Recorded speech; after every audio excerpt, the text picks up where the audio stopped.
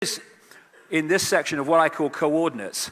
We know the coordinates, the world starts to make sense, and what's happening in the world makes sense, because if you know the outcome that is wanted, you can understand the sequences of events that is taking us there, and we can understand there how we can intervene in that. So this is the structure. Very simply, if there's the few and you're going to control the many, you have to centralize decision-making. Because the more points of decision-making there are, the more diversity of decision-making, the less control you're going to have over those decisions. It's like in the old days when I was a kid. They used to have lots of acts where they had people keeping plates spinning on sticks, loads of them all over the stage. And if you have too many plates and too many sticks, too many points of decision-making, then you have plates crashing all over the place. You can't keep control of it. What you want really is one big plate and one big stick, which keep that going forever from a central point. That's the idea.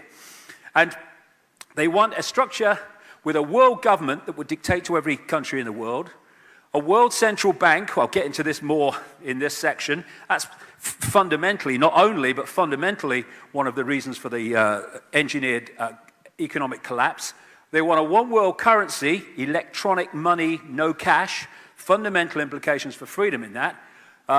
A world army which would impose the will of the world government on any country that didn't want to accept it, and a microchip population connected to a global computer and the global positioning satellite system.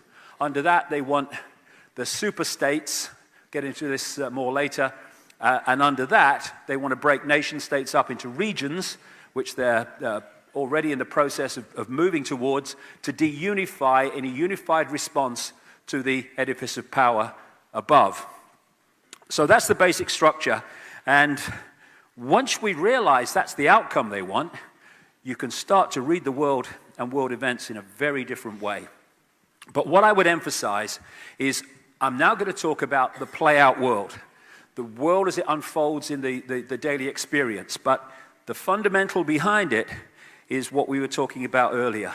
The whole thing is about manipulating the way we decode reality, what we experience through the way we perceive the virtual reality game, to stop us understanding that we are consciousness, to put us in the eggshells of little me, and to manipulate the way that we our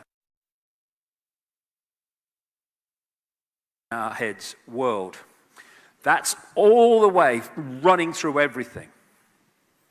So, once upon a virtual reality, I'm going to just go through a sequence of events that kind of brought us to where we are now. And I'll pick it up in this period, I don't know, 12,000 years ago, maybe more, where there are so many stories and myths. I think it's about 2,000 books in print, I was reading somewhere, about Atlantis and these civilizations, of advanced civilizations, which existed in what is to conventional history, prehistory. And these civilizations were destroyed by vast cataclysmic events, which you can see recorded in the ancient texts and verbal histories of every single ancient culture. Of course, the famous one in the Bible is the Great Flood and all that stuff, but that is mirrored in ancient cultures all over the world. This great cataclysmic period of geological and upheavals, and volcanic upheavals. And if you, there's a very good book called When the Earth Nearly Died, or The Day the Earth Nearly Died, where the researchers have looked at the myths, or what we call myths, of all these stories around the world of the great cataclysmic events, and then they've looked at the biological and geological evidence to see if it supports the stories in the myths. And it does, very, very compellingly.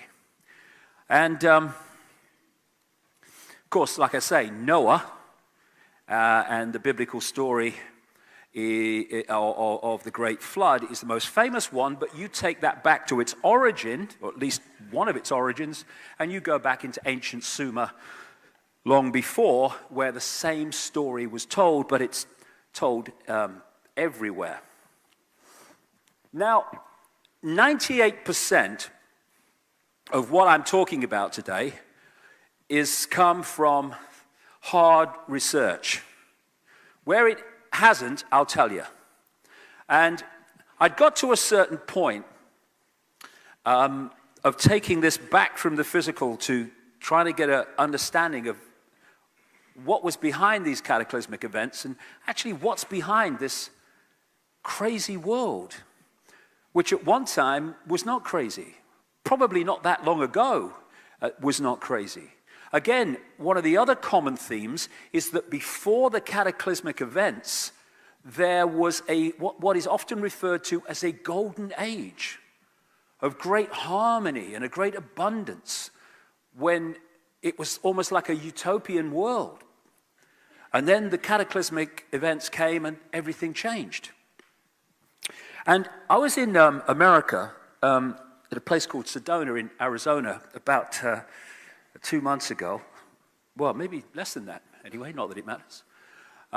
And I went into this, shall we say, other state of consciousness. For many, many years, I've been going into coma-like states where it's just like unbelievably deep, and sometimes it takes a half an hour, 45 minutes to come out of them very, very slowly. But what suddenly happened in the last few weeks since the turn of the year is I'm going into these deep states, but I'm holding consciousness when I go there.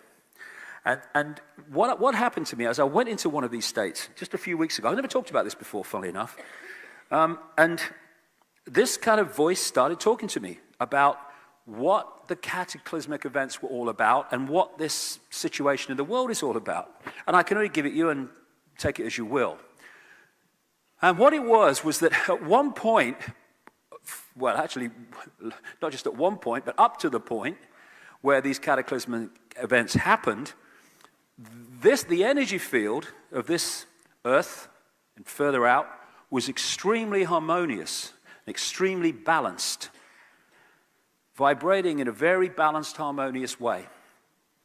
And this manifested down to the physical, into the decoded world, as a balanced, loving, abundant, sharing, caring society, which was vastly, vastly different to the way it is now.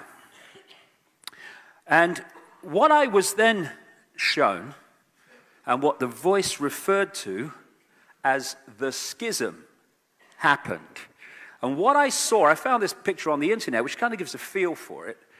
What I saw as this voice was talking about the schism was a harmonious energy field, and then through the center of it went this bright blue, like electrical charge, almost like lightning. And everything started vibrating in a chaotic way. And it called it the schism.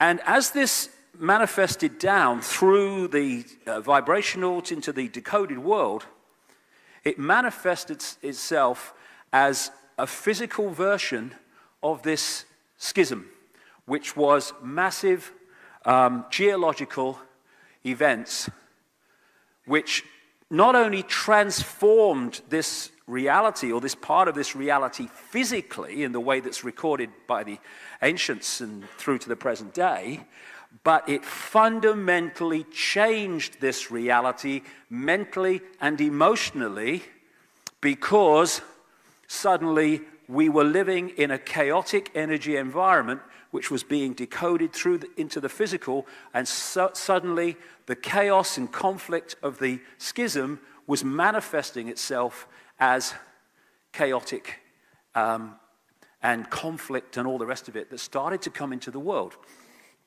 And the schism is what has created the schism within human society that wasn't there before. And as I'll get to in the third section today, there's increasing evidence that this schism, indeed this voice went on to say, this schism is now in the process of being corrected. And the other thing this voice said was, people need to understand in relation to this that every single thing is conscious. Some things more conscious than others, but everything has a consciousness. And in fact, the phrase it used was everything has a self-awareness, everything has a self-identity.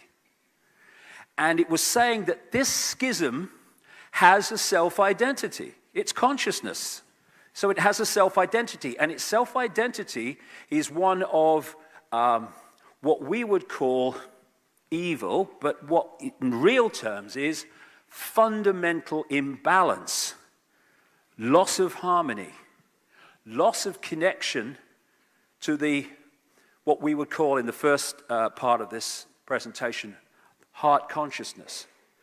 And so this energetic imbalance has become holographic imbalance in the way that it's decoded. Another interesting thing is that, again, I'll come to this part again in the last section with something else, but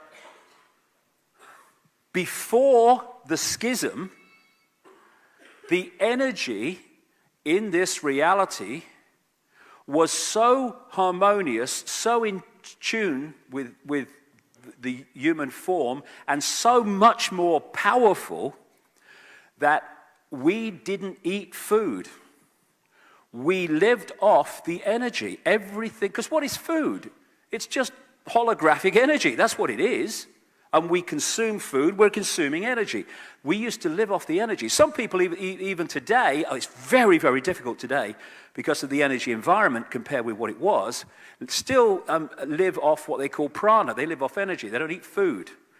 And what I come to understand is that when this energy changed and our ability to get sustenance from energy without food changed, we needed to bridge that gap. We needed to bridge that difference between the energy as was and the energy that replaced it in a much less powerful way, and to bridge that gap for the energy requirements of the body computer was to eat food. This also applied to what we call the animal kingdom. What it was saying was, before, there was no law of the wild. That's not how it was meant to be. You know, we live on a planet that's a bloody killing field. Everything is killing everything else and living off the demise of everything else. And crucial to that is the need for the predator to eat the predated. And so you have this conflict, this fear, where, again, adding massively to the fear as a expression of this schism energy, you've got animals all the time, and humans come to that too, but animals all day are in fear of predators. It's a constant experience of fear. And what it was saying was, although the Bible talks about the wolf laying down with the lamb, a lot of people talk about the lion laying down with the lamb. The point is, when there was no need to eat food and therefore be a predator, there was no conflict, there was no fear, and everything was in harmony. I know it's very difficult to get the mind around that, given what we're experiencing today, but if you think of harmonious energetic environment and then a very different one, the two express themselves physically, as they always do, in the society that we live in. So when these great cataclysmic events were taking place, people of advanced knowledge started to move before and after into other parts of the world. And they took with them this advanced knowledge. And as the world started to recover from these great cataclysmic events, certain societies in different parts of the world that were far more advanced than in other parts of the world started to appear. They started to appear based on this original knowledge that was global, which had now started to remanifest in a lesser way in isolated communities in these parts of the world particularly. And when you look around the world, you can see how the original knowledge in so many ways expresses itself in different ways, but it's the same knowledge in different societies, because the knowledge got fragmented and then went its own way in these, for a while, isolated societies, and so got expressed in different ways. But it's the same knowledge. Credo Mutwa, my friend, the Zulu shaman in South Africa, he threw the bones for me a couple of times. These are carved bones, which the symbols represent something, and he brings the basket, you put your hands over the basket. What are you doing? You're putting your energy field into the energy field, because everything's energy. We're decoding it into a physical, like a bone or something, but actually it's energy. You're putting your energy into the bones. And those symbols, by what they represent, carry a frequency field of what they represent. And therefore, they lock into your energy field in certain ways where they sync with things that are happening in your energy field. So then you throw the bones, and where the bones end up is decided before you've even thrown them, when they're in the basket, because of the energetic, magnetic connections that have been made there. Then you throw them, and then they become like a symbolic, to one who knows what they're doing, a symbolic picture of what's going on in your energy field. And people like Credo Mutwa look at the relationship of different things to each other, and they read them in that way.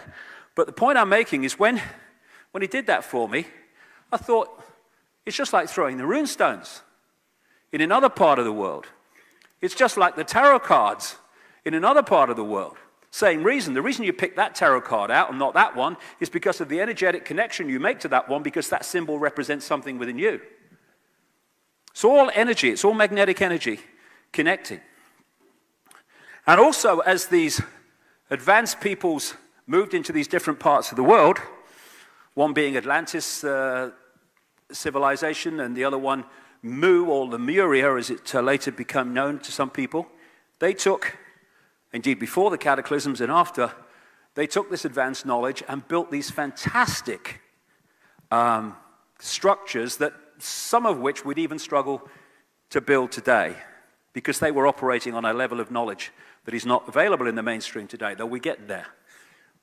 This is Peru, where because mainstream history, it's like primitive, less primitive, less primitive, less primitive, us.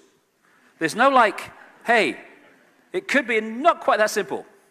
And when you go to these advanced times, way, way back, you see fantastic structures. These are hundreds of tons, these stones, and you couldn't put a cigarette paper between them. Primitive people built them, read it somewhere.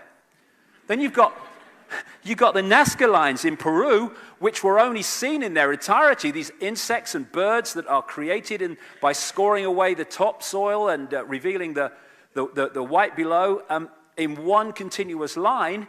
And some of them were only seen in their entirety in modern times, when people were flying over them at 1,000, 2,000 feet. And this is a key area of the world in terms of that re-emerging knowledge after the cataclysmic time, sometime afterwards too. And these are the ancient societies that were more advanced than so much of the rest of the world. And there's a common theme that you find among these ancient societies, along with the cataclysms and stuff like that, and that is of an interbreeding between what clearly appeared to be a non-human race and humans, to create hybrid bloodlines. Now, this, of course, is the most famous one. It's in the Bible. There were giants in the earth in those days, and also after that, when the sons of God came in unto the daughters of men, and they bare children to them. The same became mighty men, which were the old men of renown in Genesis.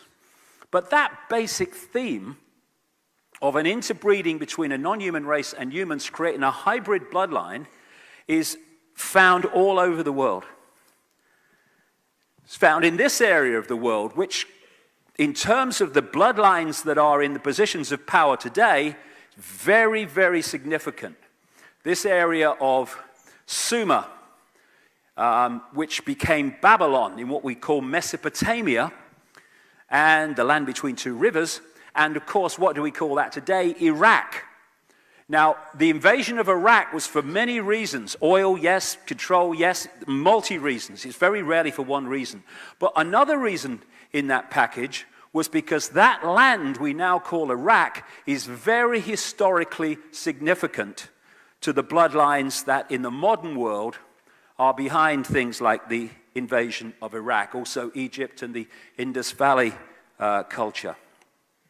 And this particularly is very significant in terms of the way the world is controlled today. Sumer, which became Babylon, and again, you have the stories from thousands of clay tablets that were found in Iraq and have been translated. I call them the Sumerian tablets.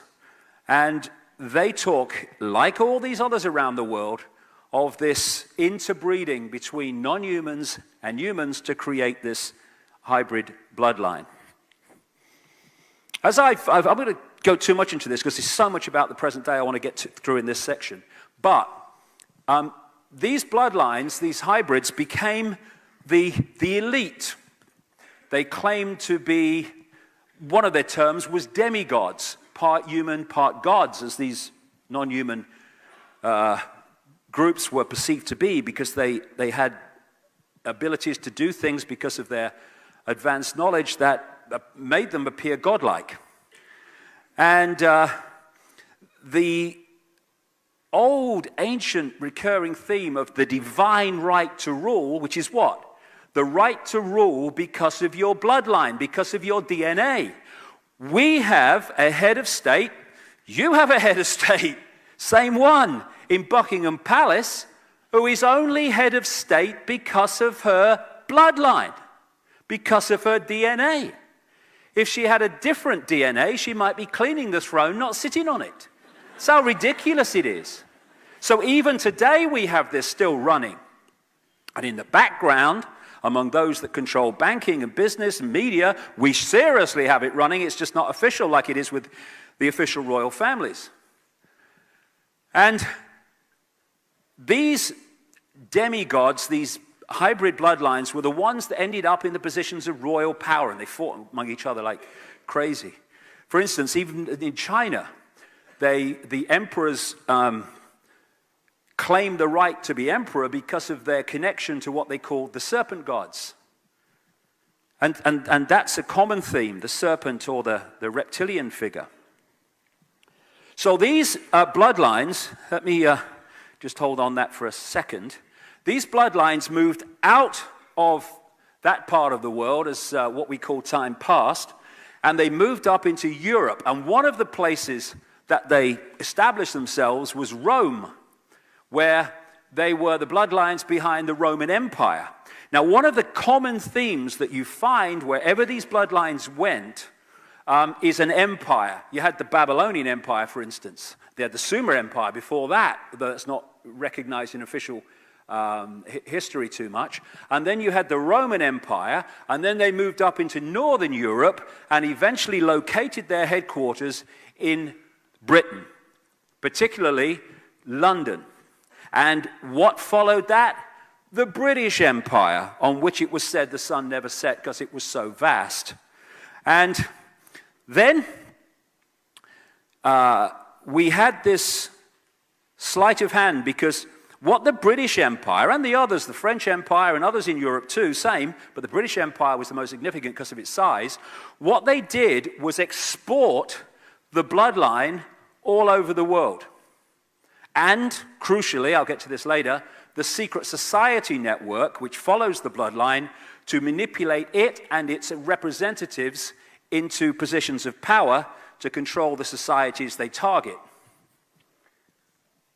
So what we had when the colonial empires apparently on the surface broke up was global Babylon. Because what happened on the surface, the colonial powers gave independence to the countries, like Australia and America and stuff like that. But in truth, what happened was the bloodline and the secret society network stayed in those countries and have gone on controlling those countries ever since from a central point in Europe. Overwhelmingly London, but there are other places in Europe too, where the very significant centers of power for this bloodline network. And there's two types of control.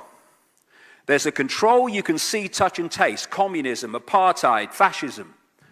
And at least the people under those tyrannies understand the situation they're in. They're in a tyranny. And they can see, at least the front men, who are in control of the tyranny. Eventually, it might take a long time, but eventually there will be a rebellion against that kind of tyranny where you know where you stand. The greatest form of control, which can go on forever until it's exposed, is a tyranny you can't see, touch, and taste, where you're sitting in a prison cell but you can't see the bars. Because people don't rebel against not being free when they think they are. And so what happened in this sleight of hand, when the colonial powers apparently gave independence, is there was a move from a tyranny you could see, colonial control from London overwhelmingly, to a tyranny you couldn't see, which is called democracy, which is called putting a cross on a piece of paper every 4 or 5 years, and then the people you voted for or not voted for often doing what they bloody like. It's called freedom. It's very good. I want to try it sometime.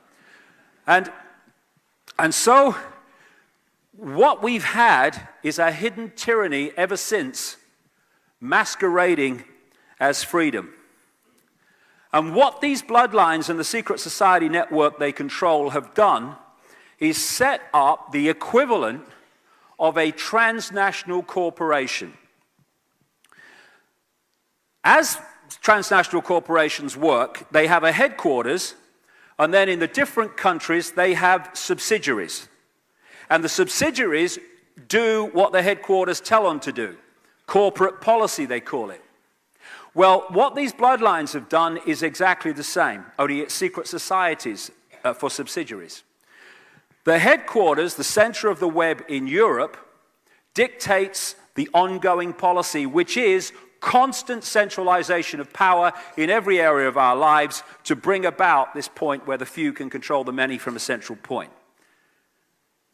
And in each country is the subsidiary network of the secret society network, and that network in each country has the job, and it's bloody completed it a long time ago now, of controlling that country's government, any political party that has any chance of forming a government, its banking system, its transnational corporation system, its media ownership, and the military, and all these other institutions, medicine, science.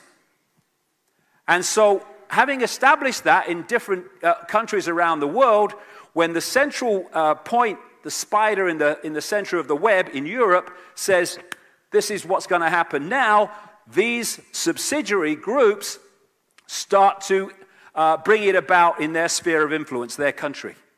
And this is how you see, and it's more and more blatant now, this is how you see the same things happening in every country virtually at the same time. When there's a problem, like a financial crisis, engineered of course, then the reaction to the problem, and maybe we could sit down and say, well, maybe we could do that, maybe we could do that, maybe we could do that. What about that? Try that. No, there's one solution. And in the case we're experiencing now, it's throwing infinite amounts of what we call money at the banking system that created the problem. That is the answer all over the place, because that is how it's coordinated to be. The idea is to control through this web every area of the world. And they've been doing it covertly and building up that control to the point now, and I said this years ago, there's going to come a point, because it has to come, if they want to bring from the secret and hidden into changes in society, there has to come a point where this stuff breaks the surface where we can see it, because it has to if it's going to become the changes in society they want. And we're at that point now where it's clearly broken the surface and we can see it. And what they've done is created this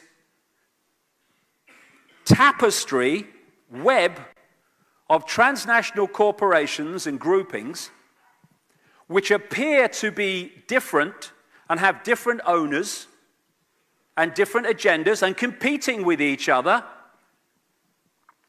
But it's like going down a high street and you see all these different names, and again, some of them seem to be competing with each other.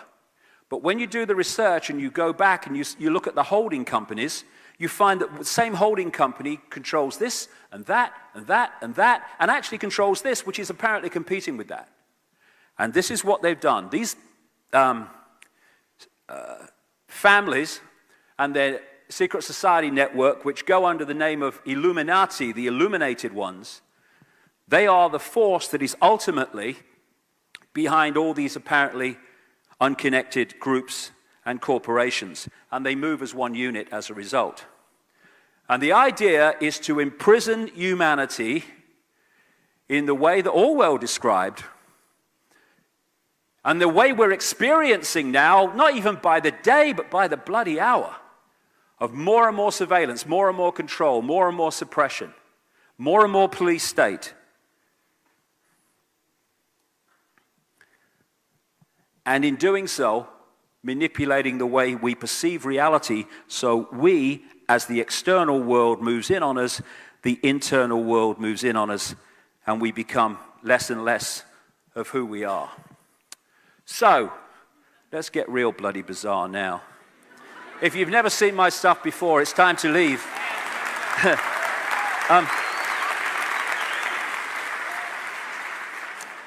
Who are this non-human group or grouping behind these particular bloodlines, and how do they interact? I had to go through this, so everyone else should as well. I was minding my own business in the 1990s, and suddenly, I don't know what is this force I picked up or picked me up, I don't know, 20 years ago. But it's like opening and shutting doors and in a maze, and it says, okay, not down there, down there. Look at this. Okay, now look at that. And what tends to happen is a theme comes into my life, and suddenly things are coming at me in relation to that theme from every angle. From 2003 to now, it's been the nature of reality all the time. Just earlier to that, from the just after mid-90s onwards, I kept coming across people who were telling me they'd seen, apparently human people, turn into a reptilian form and then go back again in front of their eyes. And you think, okay, right, back burner with that one. But as the months and the years passed, these were coming at me all over the world. And then I started looking at ancient texts and stuff like that, and accounts, and you could find the same stories being told all that apparently time ago. And there are many non-human entities that are interacting with this reality. But the theme that keeps coming to me over the years in relation to these bloodlines behind the Illuminati is of some form of reptilian entities, which are the next stage on, because it goes on beyond them, but the next stage on behind the Illuminati bloodlines and the interbreeders with them is this reptilian group, which sounds real strange until you go with it. Now, again, this is why the first part today is so important. These people know that the body is a biological computer. So to them, that's how they look at it. What we call procreation is the downloading of two hard drives, if you like, into one, which creates the offspring. To these people, they see that as a downloading of a computer program. And so the obsession, and this is real, goes right back to the ancient world, right up to the present day, the obsession that these bloodlines have, take royalty, aristocracy, and the major banking and business families of the world, they interbreed incessantly, and always have. And it's because, from their point of view, they are holding a software program, which is what? Information. It's a state of being. And when you interbreed that, these hybrid bloodlines, with the general population, that, to them, unique software program, computer program, starts to dilute very, very quickly. So what they're trying to do is hold that software, hold that information within the computers by interbreeding with each other. The oldest form of religion and worship so far established is serpent worship. It's massive. It goes right back. 70,000 years ago is the oldest evidence in South Africa of serpent worship. And after I'd written a book called The Biggest Secret, when I introduced this for the first time, I went to speak in South Africa, and I met this man, Credo Mutwa, who contacted the organizers of my event and said, I want to talk to this man. So I went to see him, and I spent days with him in the end. And he first said to me, he said, Mr. David, he said, how do you know about the Chitahuri? And I said, well, who are they? He said, they are the children of the serpent, the children of the python. That's what Chitahuri translates as. And he told me that when the colonial powers came into Africa, as everywhere else, they targeted the shaman and the carriers of the ancient knowledge and the ancient history of that area, and in his words, they milked the minds of the shaman and then killed them. So to keep the knowledge alive, the shaman streams started to create their own secret societies with horrendous initiation rituals to make sure you really wanted the knowledge. And they carried it underground so it would survive. Because what the colonial powers wanted, in other words, these bloodlines behind the colonial powers, they wanted to destroy as much of the ancient knowledge as possible, because then they could impose their own version of history, which would write out what they didn't want people to know. So what is he now, 90? Crikey. 60 years ago, nearly, he was initiated into these secret societies in South Africa, and that's when he learned about the Chitahuri, and he's gone on learning ever since.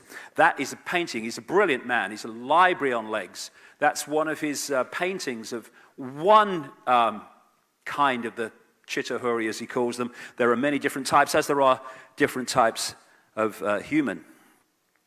And he showed me this, what he calls the necklace of the mysteries. It's mentioned 500 years ago in accounts. He reckons it's at least 1,000 years old, and he calls it a necklace. You put it on your shoulders. Oh my God, it's so heavy. And he sits there for hours with it. I don't know how he does it. And what he does, because he's the official storyteller of the Zulu nation, what he does is use these symbols to tell the story of Africa, the people of Africa. And right at pride of place at the front is a human woman and a very clearly non-human man with a big willy in come and get me mode. And interestingly, he says that was originally gold. And then someone stole it and they couldn't replace it with gold, so they replaced it with copper. But then again, this is Southern Africa. You go to North Africa, and one of the key foundation stories and myths of ancient Egypt is of the golden penis of Osiris. And the more and more that I see this, these are symbolic of this bloodline, of this connection, this hybrid bloodline connection. And what Credo was saying, yeah, I used to go out with someone like that. It was good. That's the lady. And here's the guy. Now, he doesn't look very reptilian. I pointed that out to him. And he said, this is the story. The Chitahuri, when they were manifesting openly some areas, said, you must never portray us as we really are, otherwise death. So he said what people did is they portrayed them as clearly not human in various ways, but not actually as they really looked. Although if you go one stage back from Sumer, in the same area, which was the Ubaid culture which preceded Sumer in Mesopotamia, now Iraq, you do find in the graves of Ubaid graves, there have been found very clearly representations of reptilian mothers and babies and all the rest of it.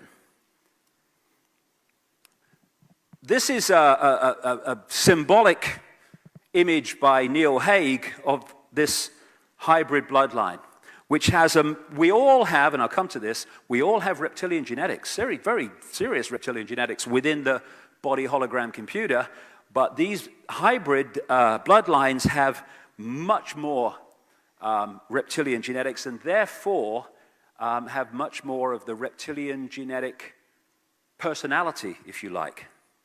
And around the world, again, it's like, have you seen that new car? No, and you see them everywhere. Again, once this reptilian thing came into my life, I started to realize just how much reptilian imagery there is everywhere, all over the world. And the ancient myths and stuff like that of the Nagas in Asia, the people who were said to be part reptilian, part human, and could move between the two. And the many images you find portrayed of this coming together of Earth women and this reptilian race, and part human, part non-human, and all the rest of it. These are just a few examples that have been sent to me from around the world, but crikey, there's loads and loads of them that portray the same basic symbol of, again, fighting the snake, fighting the dragon is all part of it.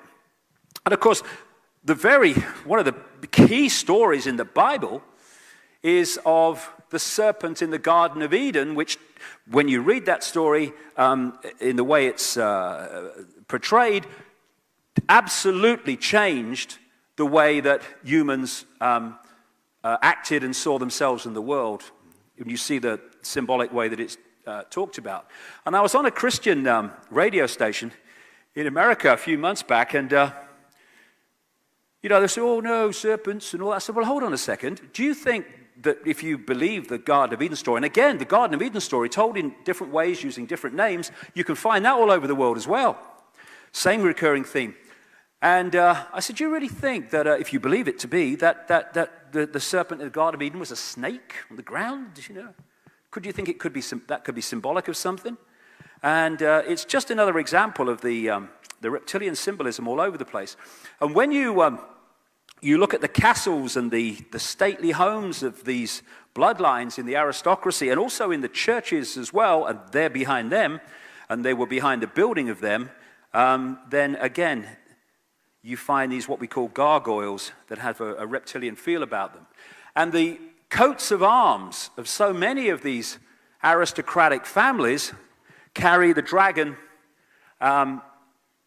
in various forms. Some people, and there is a lot of truth and accuracy in it, describe London as Babylondon, because that became the new center of this bloodline network. And that's why this tiny bloody country just off the coast of Europe had that empire that spanned the world. How could that be? Because that was the center of their operations, and therefore was the center of their empire. And so appropriately, the very symbol of the City of London, the financial district, the original City of London, where St. Paul's Cathedral is and all the financial stuff, where they've messed around with the global financial situation as we're currently experiencing, the symbol is two flying reptiles holding the shield of a very significant secret society within the Illuminati web called the Knights Templar that control London. Here it is. Very appropriate, and I would suggest not without coincidence, or not coincidence. When you pass into the City of London from the main urban sprawl of London and stuff, you pass these flying reptiles on each side of the road holding this Knights Templar shield. And the district of the City of London, which controls so much of world finance, runs into what is known as the Temple in London, which is named after a Knights Templar temple. And at the point, and that's where so much of the global, not just British, but the global and certainly the Commonwealth law network is controlled from. At the point where those two meet, the City of London and the Temple, is this flying reptile at in the center of the road at a place called Temple Bar. And then when you look at the recurring themes of dragons and reptilian monster figures in myths and stories, they go on and on and on. And of course, the whole basis of the Chinese culture and many of the Eastern cultures is of the dragon. And yes, things like ley lines were symbolized as dragon lines and all the rest of it, but that's not the only explanation for it. Why would the ancient emperors of China say, we claim to be emperor because of our descendants from the ley lines? I mean, they wouldn't do that. They said descendants from the serpent gods. That was their symbolism of the serpent, the gods. The word Messiah comes from Messa, which is the fat of the Nile crocodile, which they used to use to anoint pharaohs. Christ itself means anointed one. And even the devil in the Bible is described as in reptilian terms. And the great dragon was cast out, that old serpent called the devil, and Satan, who deceiveth the whole world, he was cast out into the earth, and his angels were cast out with him. And this theme of fallen angels, again, drops into this same theme of this takeover, which has been gathering pace through the centuries and now is where it is today. This is a painting by Credo Mutwa in South Africa, not far from the Kalahari Desert, which is a painting on his hut, which is symbolizing an ancient African story of the Chitahuri and how they ate people. And this is Alfa Romeo, which is straight from that ancient myth. I mean, why would Alfa Romeo have a bloody snake in a human? It's a bloody car. And next to it, of course, is the red cross on the white background of the Knights Templar Secret Society. This is a home of Silvio Berlusconi, who thinks after an earthquake disaster, just see it as having a weekend of camping. I mean, this man's not real, but he's leader of Italy. I don't know whether you saw that story. That's what he said, that the people in that earthquake zone should see it as, a weekend of camping. I mean, you can't make these people up. They have no empathy. And again, here's that same theme.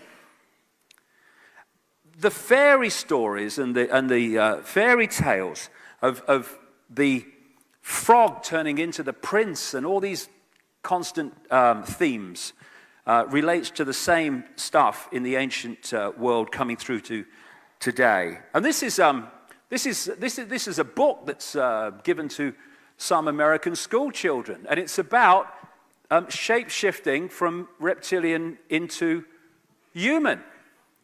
And they say I'm crazy, and they're giving it to school kids. Oh, it's just a story. No, it's not. I wish it was. And this is a point, and this has got me tremendous ridicule. I don't care. I'm bothered. But shape-shifting, right? This is another recurring theme, not just in the endless people now around the world who said, yeah, I saw that, I've experienced that, seeing someone move from a human to a reptilian form and back again. You find this too in the ancient accounts, the shapeshifters, and not just into reptilian, but into other forms as well. And then, again, I keep saying it, this is why the first part of this presentation was so important, because without that, we really can't get a fix on some of this stuff. People say, and I understand it completely, you can't shift from a solid body to a solid body and back again. It's daft. I agree completely. You can't. But that's not what's happening. These different physical forms are energetic fields. Let's go back to that image from earlier of the energy field. It goes through the decoding system and becomes an apparently physical form that we see in our everyday life. Shape-shifting takes place in one place only, in the decoding system of the brain, which again itself is a vibrational field beyond the physical. So you have an energy field that is human, and you're decoding that into a human body. Then the reptilian level of that comes forward and becomes the dominant field, and suddenly you're decoding a different energy field, and then it returns and you're decoding this one again. In your decoded reality and the experienced holographic physical world, you see someone human, you see him reptilian, you see him human. Did you see that? It's only going on in here. Of course, shape-shifting from solid to solid to solid is impossible, but that's not what it is. How appropriate. Because they're holograms. All physicality is holograms. It is an energetic field, and at the end, the level of the energetic field, because it's not solid, it's movable, changeable, and then becomes changeable in the decoded reality as we observe it in their head. That's where shape-shifting goes on. And again, we are perceiving, through what we call visible light, a tiny frequency range of human sight, human decoding. But just outside of this frequency range and beyond into frequencies well away from this one are endless kind of worlds and realities. And I say further away in that sense, but actually they're all sharing the same space. You know, in this space that I'm standing in now are all the radio and television stations broadcasting to Melbourne. I can't see them, they can't see each other because they are operating on different frequencies. And when you tune into one of those frequencies, that's what you get. And what this physical body does is to tune us through that telescope I talked about earlier into and through the receiver-transmitter crystalline structure, it tunes us into this tiny range of frequencies called visible light, and this becomes the only reality. But interspersing this reality is all existence. And just outside of this frequency range, just beyond visible light, lie these reptilian entities and many other entities too. And, you know, you'll be in a house and you'll see a cat, for instance, reacting to what is to us empty space. And you'll say, what's wrong with a cat? Don't be daft, nothing there. But to the cat, there is something there. Because its visual frequency range is much greater than ours, and therefore it's seeing things in the space that we can't see. And it's because this knowledge is kept from us that things that are happening in the world are dismissed as ridiculous, and people like me are dismissed as crazy, because it's a very simple, very powerful thing. And it sounds an obvious truth, but sometimes we miss the obvious truth. People's sense of what's possible comes from what they think is possible. And what they think is possible comes from the information they receive to tell them what is possible. If you suppress the knowledge of what is possible, you suppress their perception of what is possible, and they will laugh in the face of the truth and say it's impossible, when actually, if you understand to a greater level than the mainstream allows you to understand, you realize not only is it possible, it's perfectly bloody logical. So, just as we have ghosts, as we call them, which is energy just outside of our frequency range, and sometimes it just enters our frequency range and we can see it as ethereal. Whereas if it was absolutely on our frequency range, it would look as solid as you and me. It's like a radio station not being quite on the dial. You don't get a sharp reception, you get interference. And in the same way, these reptilian entities lock into these bloodlines and take over their mental and emotional faculties. I've talked to many psychics around the world who have the ability to go further out than the norm in terms of their decoding of sight. And they, many of them have told me how they've seen not just reptilian entities, but often, but other entities too, non-human, who are what they call overshadowing humans as they observe them, and locking into these bottom two chakra points here, the base chakra and the one just above. And what they're doing, because the body's a hologram, is they're locking into that human energy field, and they're taking over its mental and emotional processes and perception processes. Now, oh, let's go back. There you go. Oh yeah, we'll come to that in a sec. It's all about vibration and vibrational compatibility. These reptilian entities are vibrating to a certain frequency. Humans are vibrating to another frequency. What the hybrid idea is about is to infuse as much of this frequency, because that's what it's all about in the end, frequency, because that's the base prime reality of the hologram. It's to infuse as much of this frequency into this frequency to make them as compatible as possible, to allow this age-old recurring theme right up to the present day of possession to take place. And it's much easier to possess something that you are in vibrational resonance with, or much closer to it, than something that's very much further out. And so these hybrid bloodlines basically are there to create the vehicles that these reptilian entities just outside of this frequency can then take over. And they are manipulating this world through apparently human bodies, when if you could see further out, you would see anything but a human overshadowing these people that are in the positions of power. So these guys, I found this picture on the internet, it's very appropriate. These guys are basically empty shells. And they are vehicles to, I'm not saying every one of these are, but I think most of them are from what I'm looking at. But the basic theme is the people in positions of power are merely vehicles for something else that is in control of their faculties and control of their mind processes.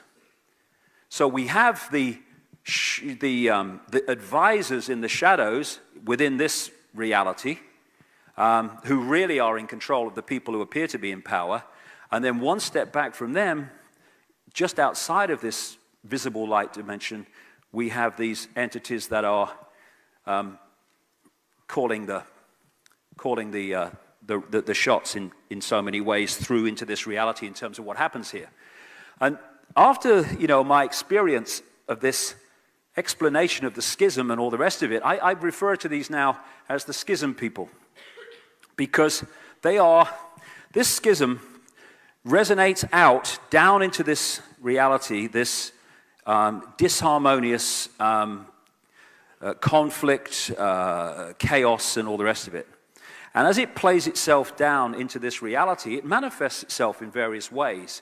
And it is in those entities that lock into that schism energy, they manifest its state of being. They are expressions of it. And you find that these people do not have the basic values of compassion, empathy that most humans have, because they're locked into a deeply disharmonious and imbalanced consciousness that manifests out those values. And so to these people, pepper bombing Baghdad, they have no emotional consequence for that at all, because they have no empathy. Whereas we couldn't do it because we would have empathy with the consequences for others of their actions. And so they are operating on a completely different point of observation of life, reality, than we are. And therefore, anything goes with these people because of that. And these schism people, as they've taken control of human society, have created what? A human society that represents that schism. It's division. It's fighting with each other. It's trying to get compete with each other, dominate each other, top dog, up the greasy pole. They're all manifestations of this basic energy disharmony. And so it goes up the levels from the human up through eventually to this schism energy. And all these things are manifestations within the decoded holographic world of the state of disharmony of this energetic schism, which has affected life in this reality, this part of it anyway, so fundamentally. So you have these reptilian entities, I'm sure other entities too, but the reptilian thing keeps coming up, who take over the thought process and mental processes. And we see the human, when we decode that energy field of human, but behind it is something looking very different. Someone sent me this picture. It may be just a play of the light, but it's symbolic of what so many people see. Some people see full body shifts. Talk to those people all around the world. But what seems to be the common theme more than anything is the eye shift, where they take on a reptilian type straight down pupil instead of the round one of the human, very much symbolized by this. And a few weeks ago, a scientist friend of mine called me and said he'd been chatting to an acquaintance of his who's just been doing, I mean, I don't agree with it, but he's just been doing research into iris scan technology, which led him to look very closely at 2,300 eyes as part of this research. And his friend didn't know anything about my stuff at all. He was just in a conversation, and he said that around 4% of the eyes that he looked at very closely appeared to be of reptilian type and appearance, which is maybe about the percentage we're looking at.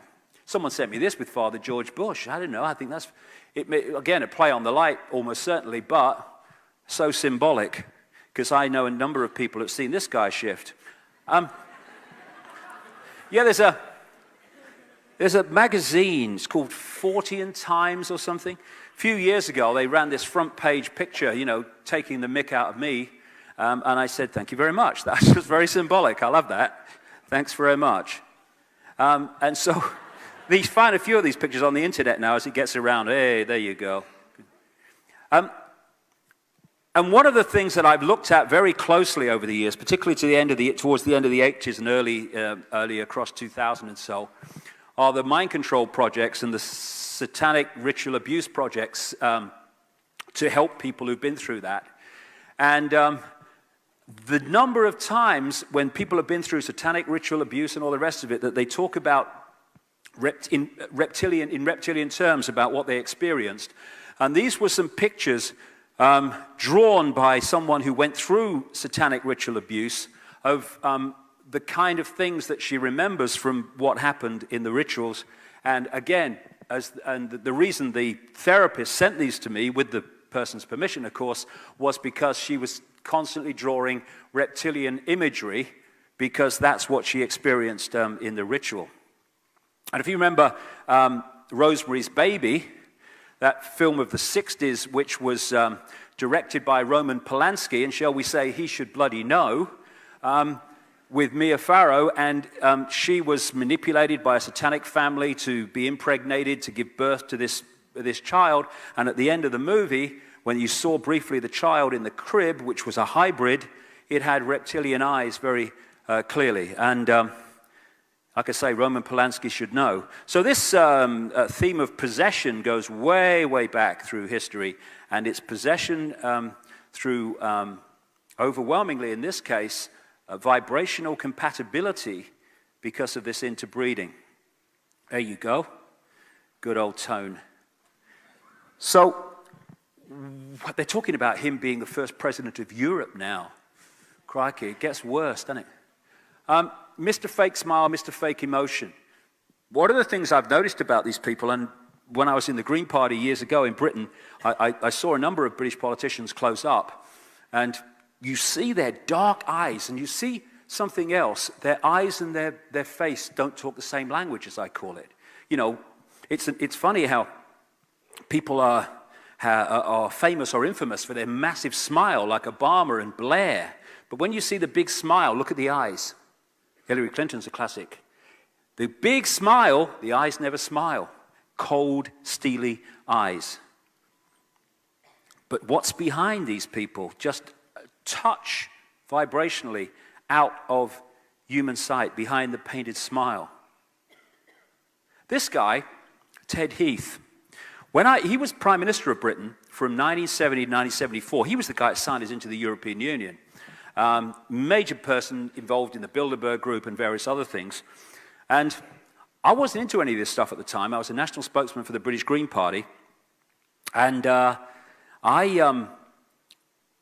was asked to go and speak on this election program on Sky News years ago, back in the 80s, 89 it was. And I arrive, and the lady takes me into this makeup room, and we go through the door, and it appears to be empty. She says, someone will be along in a minute, and walks out. So I sit down in the chair, I'm looking at the mirror, and I catch someone just to my right. And I look across, and it's this bloke who'd just been interviewed on the program, and he was sitting there waiting to have the makeup taken off. So, you know, cheery bloke. I said, oh, all right, mate, nice to meet you, nice to meet you. And no word was spoken by this guy in the entire experience. He sat there looking at the mirror, and when I said hello, he turned his chair, and he looked at me. A very strange look. His head never moved once he turned it. Then his eyes started at the top of my head. I went slowly down my body, real slowly, to my feet, and then went back again, and then turned and looked at the mirror. And all I could say, looking back, he was scanning me. The thing was, though, when he was scanning me and I was looking at him, all his eyes, whites as well as everything else, went completely black. And what I found since is a few things. First of all, this guy was seriously into Satanism, was a major Satanist in Britain, and child abuser. I put it in my books while he was dead now, but I put all this in my books while he was alive. And a journalist rang him and said, you seen what this David Icke bloke's saying about you? And, oh, he must be mad. And that was the end of it, because it was true. I talked to the people, many people he abused. And the other thing that I found after I had this experience, and I got into this stuff after 1990, are the stories around the world of the black-eyed people, of which the same story is told. These people's eyes go completely bloody black. And you know, when we look at each other, we make what we call eye contact. But when I was looking into Ted Heath's eyes, there was no point where there was any contact. I described it to my family when I got home. You never believe what I've just experienced with Ted Heath. I said to them, it was like looking into two black holes. There was no point where there was a contact. And what I understand now, I was looking through the physical human energy field into that which was behind him, that which you never see. So we all thought these people, and if we could see not that far beyond visible light, we'd see something overshadowing these people that is very different to the way they look. Oh, I love that. Hey.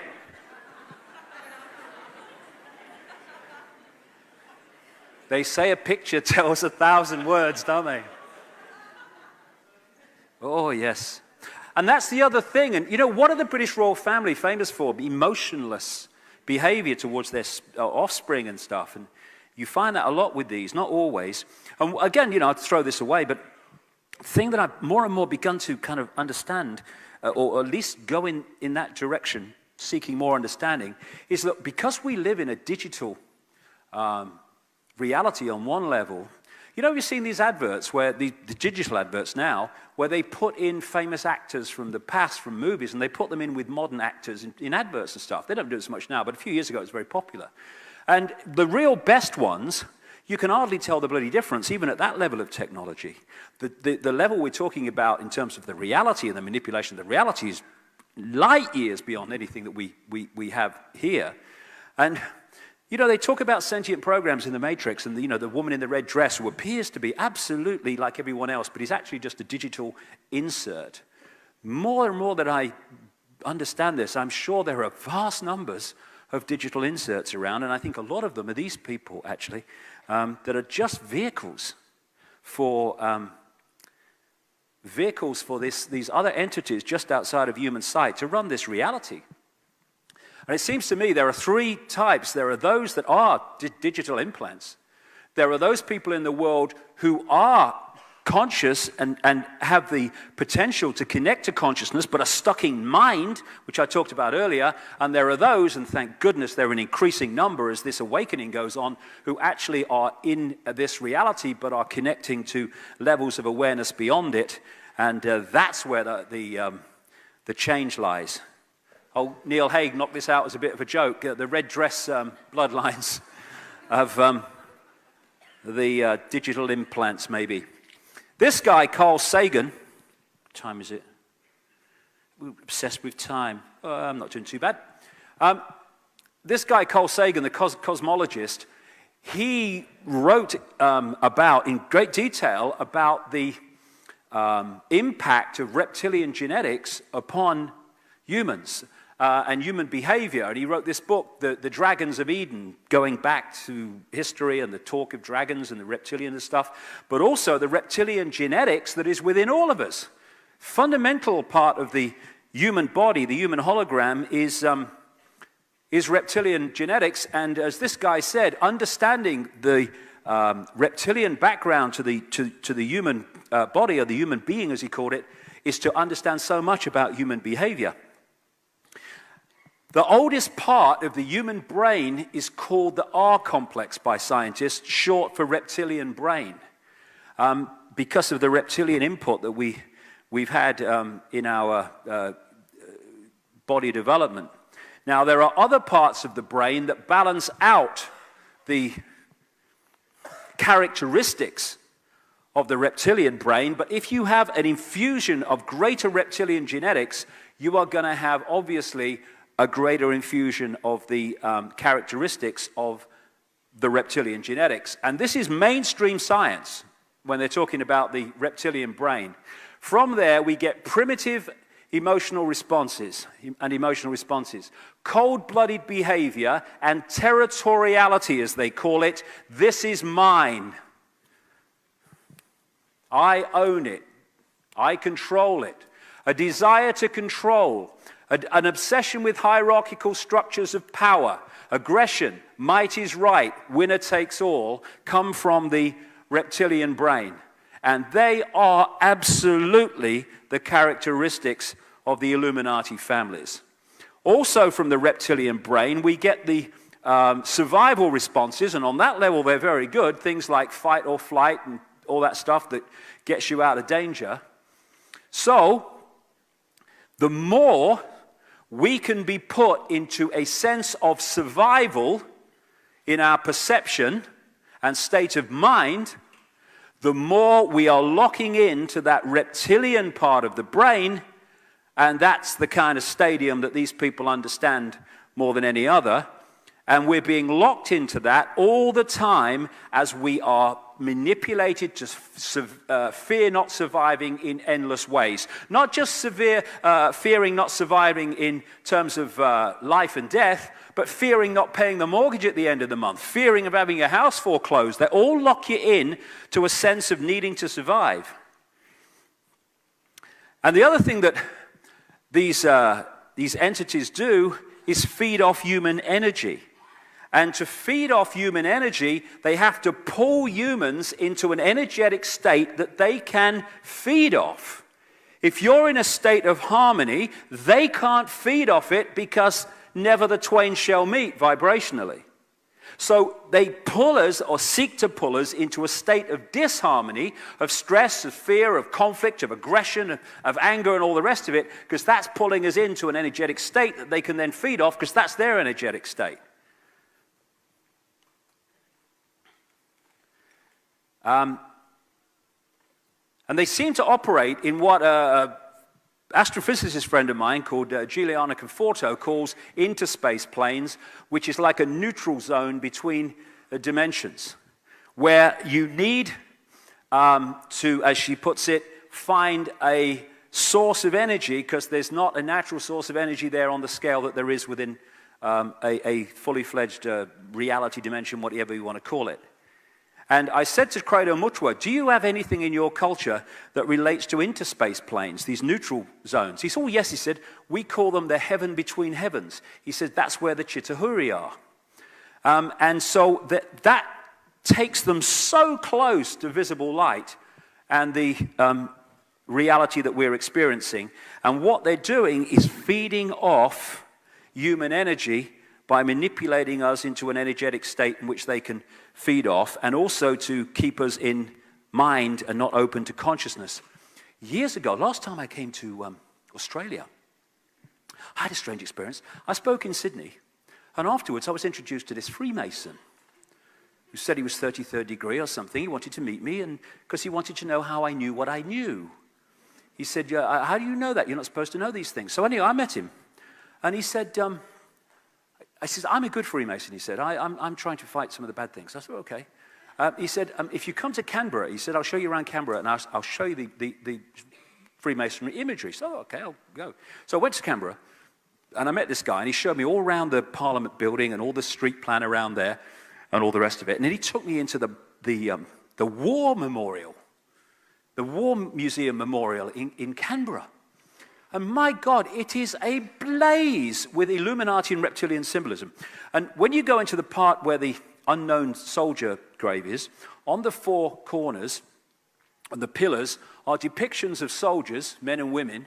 And then you've got the light coming up from the top of their head going up. And you've got a reptilian figure sitting above that, almost policing the connection to out there, and this satanic symbolism and all this stuff. And when you look at the sponsors of the War Museum, a number of them are like a who's who of the Illuminati in Australia, according to this guy.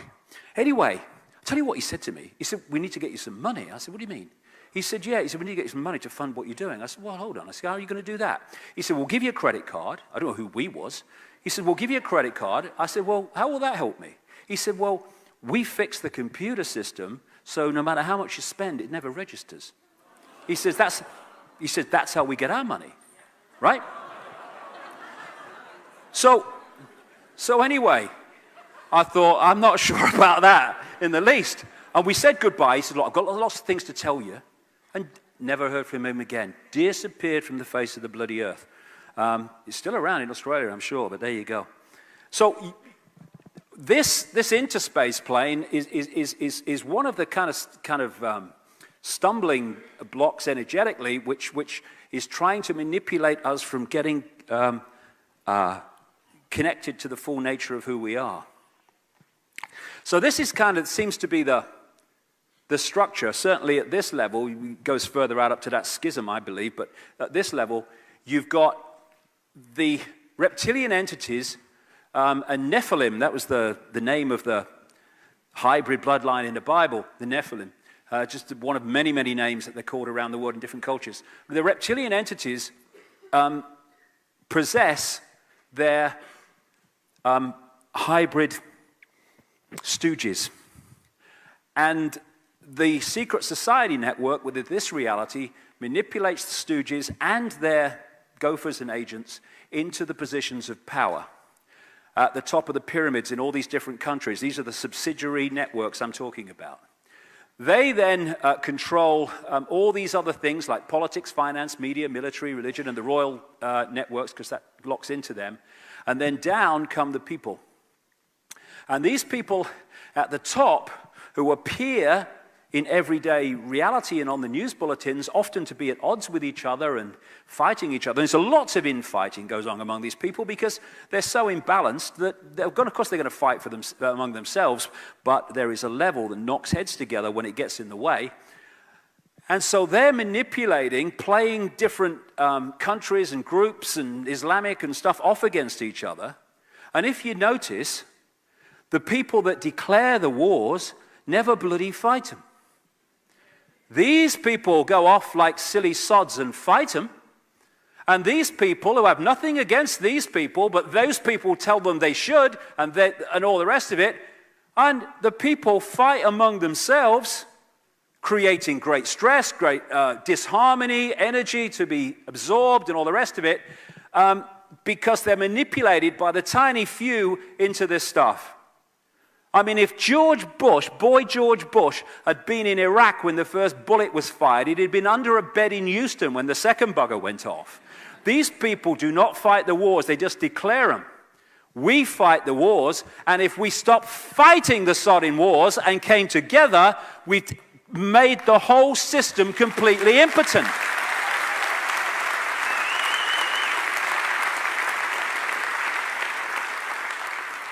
So these are schism people coming down the levels of reality, and they feed off the energy that we generate through our states of emotional and mental states, and they manipulate that. Now, the one energy they can't take, the many energies they can't take, that they're in harmony, but what we call love, the energy of the heart, no way they want anything to do with that. They can't cope with it, and they can't sync with it, and they want to shut that energy off, and that's what they do by manipulating society and playing us off against each other. There's a guy called Mr. Emoto, a Japanese researcher I spent a long time with, spent a whole weekend with once in London.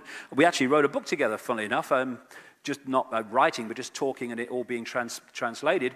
And he's famous for filming water crystals where he has put the water in contact with various vibrational states, and indeed just writing love on the side of the container, or hate, or putting a mobile phone on it, or whatever. And what he then does is, and I've seen his laboratory and stuff in Tokyo, he freezes it very, very quickly, and what is then captured in the water crystal is the vibration of the love written on the side, because you write love, generates love, if that's the motive of writing love, hate, all the rest of it. So that is what a water crystal exposed to words of love and appreciation looks like. This is what a water crystal looks like when it's exposed to hate. Now, that's the world before the schism. This is the world afterwards. And it's this energy that represented by that crystal that these guys want us to produce, and the operations, the level that they operate on themselves. So we need to be very careful about the way we talk to each other, the way we express things, because if you can put the word love on the side of a container of water and create that difference, or hate, imagine what we're doing to the energy field and our own individual energy fields as we interact when we are hurling abuse at each other. But that's what these guys want. They want to conflict, schism, break up. The society is just a manifestation of that schism. So that again is love and appreciation. This is a crystal from water that had a mobile phone tied to it. And everyone's got a mobile phone. Oh, got a mobile phone. They're ever so convenient. Yeah, they burn my brain. It's good. Ever so convenient. You don't have to get anyone to burn your brain for you. It does it automatically. So the idea, and my God, have they succeeded up to this point, is to turn humanity at war with itself. That's the way they do it. And in this film, Monsters, Inc., which I took my son to years ago when he was a little boy, I nearly fell off the bloody floor, because that was all about monsters going from the monster world where there was no source of energy into the human world, frightening children. The scream was caught in a kind of tube, and they brought it back to the monster world to be the power system of their world. And fear is the biggest, not just controller of humanity and suppressor of humanity, it's the biggest creator of this energetic state that they want. The Matrix talked about feeding off human energy and all the rest of it, turning humans into batteries. And that's what we're looking at in terms of the way the society is created. There are many physical underground areas which have been reported to contain reptilian and non-human entities, and I'm sure that's true within this reality, within visible light, but it's the ones that are just outside that seem to be the cause of this. There are many reptilian entities that seem to be very benevolent too. But the foundation of it all is puppet people Without this, none of this other garbage could actually happen. That is prime. And the idea is to constantly take us in the wrong direction, make us misunderstand ourselves and reality so we act in the ways that suit them, to be in this bewildered state. World is crazy, we think it's sane. So, God, I wish I had till midnight. I could keep going.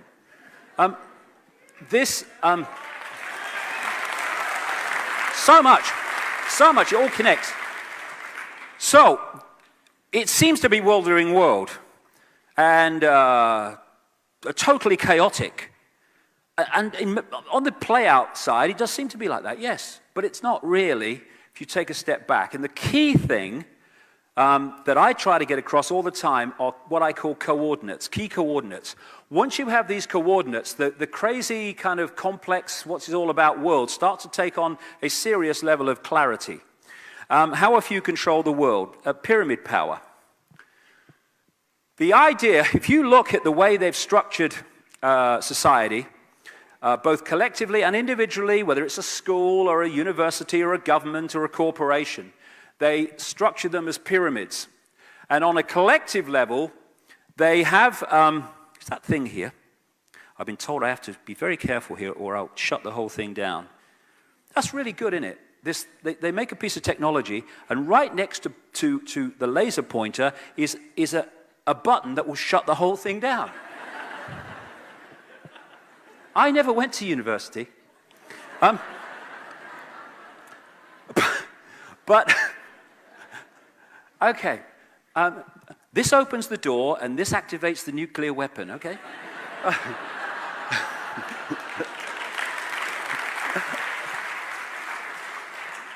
The way they've structured is to hoard the knowledge, this advanced knowledge, both of what we'll be talking about now and what we talked about in the first section, in the highest levels of these pyramid structures that they've created.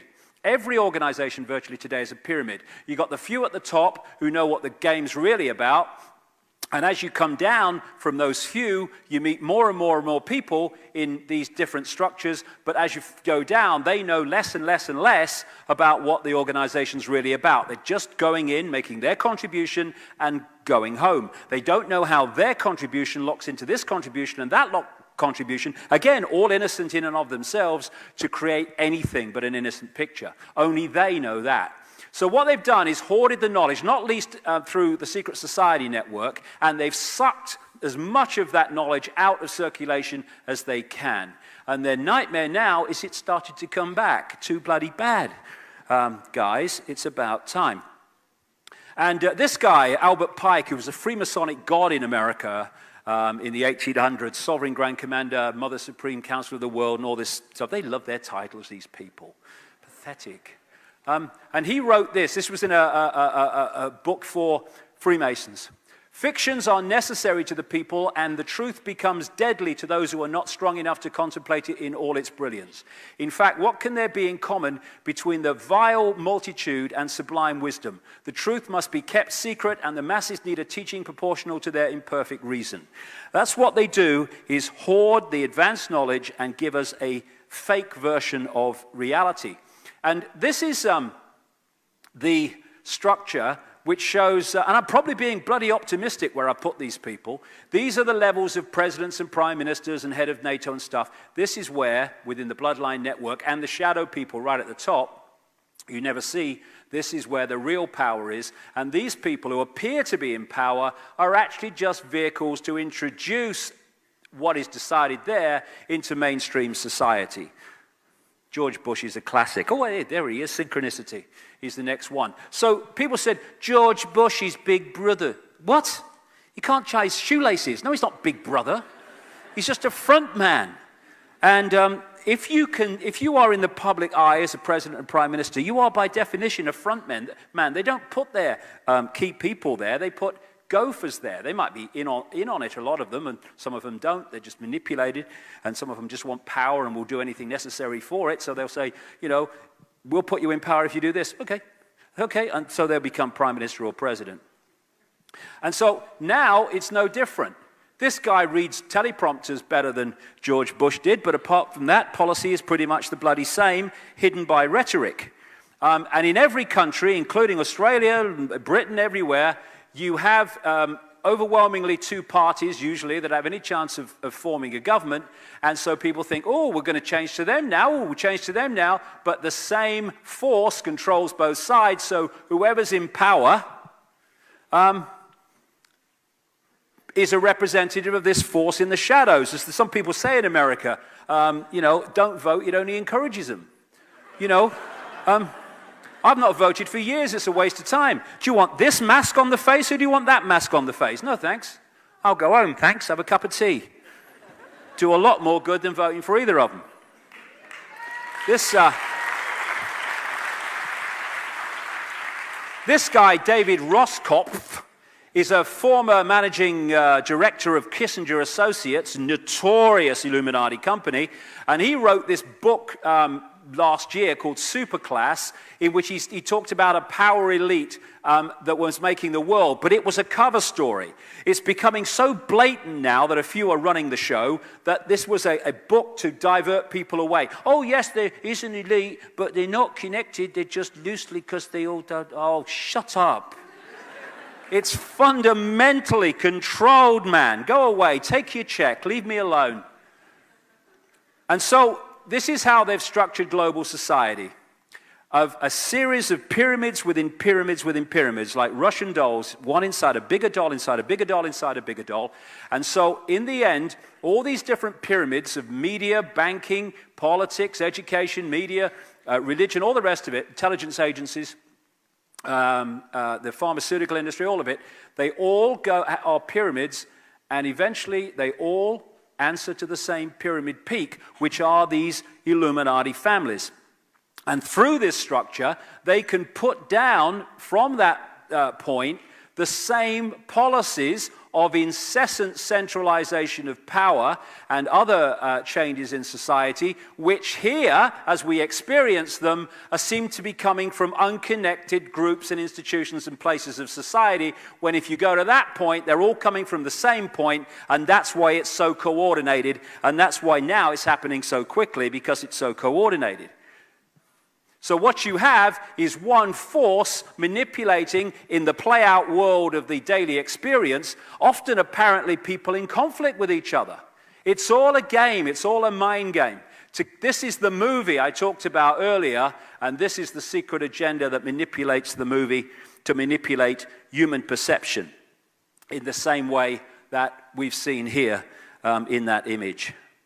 And these people, in the end, are just puppets of this force. And like I say, I'll just go back on that one, but only quickly. This is to emphasize the point that because of their genetic makeup and energetic makeup, and the way that I now begin to understand they're connected to this schism energy in terms of their perception, this is why they can do these things and have no emotional consequence whatsoever, because they appear to have a very low, at least low, sometimes non-existent level of empathy with the consequences for others of their actions. Another coordinate, methods of manipulation. I think one of the most effective things I've ever come up with in this whole 20 years is this description of problem, reaction, solution, because it is so fundamental to pushing this whole thing on. And it's very simple. Everybody in this room will know about it, but just go for it, because we're doing a DVD of this as well. So we'll, for people watching the DVD who haven't come across this before, maybe it's very simple. You want to change society in a way that you know that if you announce it openly, you're going to get a massive public reaction against it. So you don't do that. Stage one, you create a problem covertly. You get someone else to be blamed for it. It could be 9/11. It could be a government collapse. It could be the economic crisis we're having now. It could be a war. You then tell, through an unquestioning, pathetic mainstream media, the version of the problem you want the public to believe, i.e. bin Laden orchestrated it from a cave in Afghanistan or something. And if we had a media worth the name, problem, reaction, solution would collapse. Because at this point, they would investigate the official version, find it was a load of old crap, and they'd report to the public it was a lot of old crap. That's what real journalists do. We don't have many. John Pilger's one, mind, Australian. He's one. And instead, we go official version of events, reported to the public, virtually unquestioned. And it becomes official history without question. At stage 2, you want the public to react with anger, with fear, with outrage, and you want them to say, basically, something must be done. What are they going to do about it? And then those who have created the problem, got that reaction, then change society openly through legislation to offer the solutions to the problems they have themselves covertly created.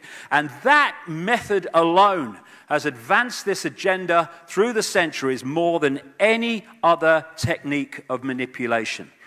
The 33rd degree of Freemasonry has this Latin motto, ordo ab chaos, order out of chaos, problem, reaction, solution. Create the chaos and then offer a new order, which is the code name for this conspiracy. And God, it's coming out their mouths all over the place at the moment, isn't it? We need a new world order. You do surprise me. So, this Second World War, the same families and networks were behind Soviet communism, were behind the United States, were behind Britain and the so-called allies, and they were behind Nazi fascism. They put Hitler in power. They funded Hitler. How did Germany go from the Weimar Republic, where they were taking their wages home in wheelbarrows, such was the inflation, to a war machine that took on Europe?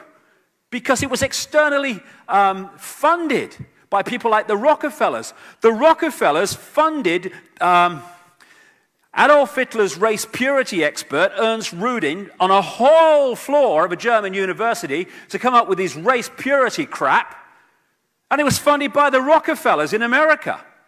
Because once you realize that this force is working through all sides, like we've just seen with that image, it suddenly is no longer a contradiction that a so-called American family, they have no allegiance to America, they have allegiance to their agenda, an American family would fund and create the war machine that then took on and killed so many Americans as well as so many other people.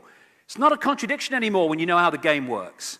And because they brought these two together, they created a massive global problem which allowed them to offer a massive global solution. All those United Nations, like the League of Nations after the First World War, and all the Bretton Woods Agreement, the World Bank, the IMF, and all this stuff was justified, including the European Union. Let's come together in Europe and we'll stop a war. Let's come together and have a central control of Europe, which we've just fought a war to stop. All came together, justified by stopping war in Europe. And now we have another version of it, which I call no problem reaction solution, weapons of mass destruction in Iraq.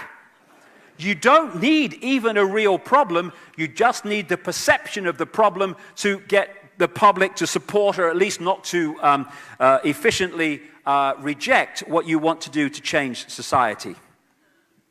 And this, now we are facing a presidential version of problem, reaction, solution. So put that in the light, and I can see what I'm bloody doing now.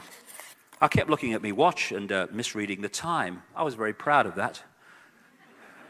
I don't want to read the time, really. I want to stay here forever. I'm just getting started. What we've seen in America is presidential problem, reaction, solution. They brought Bush in just as a front man, fronting up these neoconservative, neocon people that were behind the Bush era and the invasion of Iraq and all this stuff, and Afghanistan. And his job, or that group's job, was to create massive problems, not least foreign wars and stretching them militarily, but also to create massive financial problems towards the end of the Bush administration, which is exactly what they did. And then there's a massive problem, there's great fear and anxiety, and then they bring in the used car salesman with the big smile and the dark eyes and very good at reading teleprompters called Barack Obama. And you know, there were people, I got a little stick when I started talking about Obama and his background a few months ago. because, you know, it was like criticizing Jesus at the time. Not quite so much now, mind.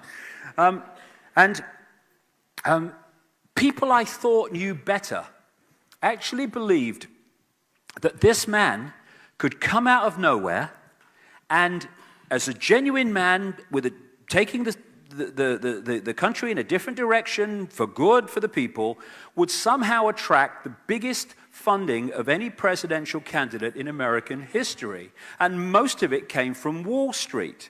Now, I ask this: do turkeys really vote for Christmas if they are aware that that's what they're doing? No. They funded him because he is just a front man for them.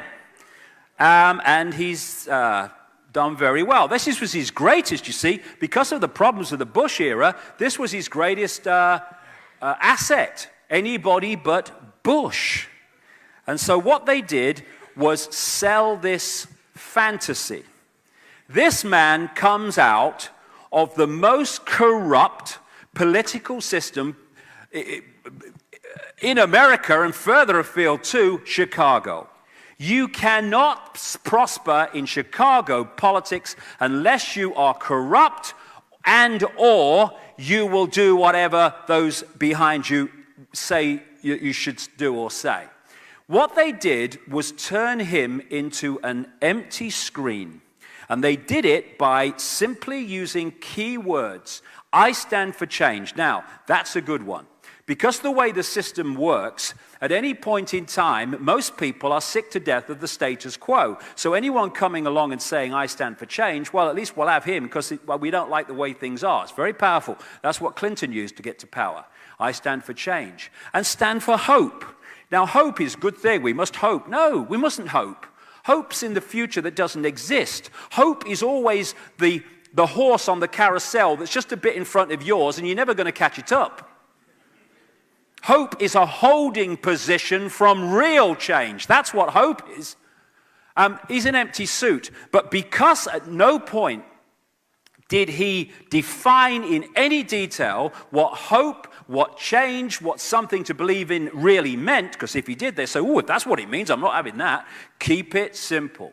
And what they did brilliantly was to create a blank screen on which the American people, or vast numbers of them, projected what hope, something to believe in, and change meant to them.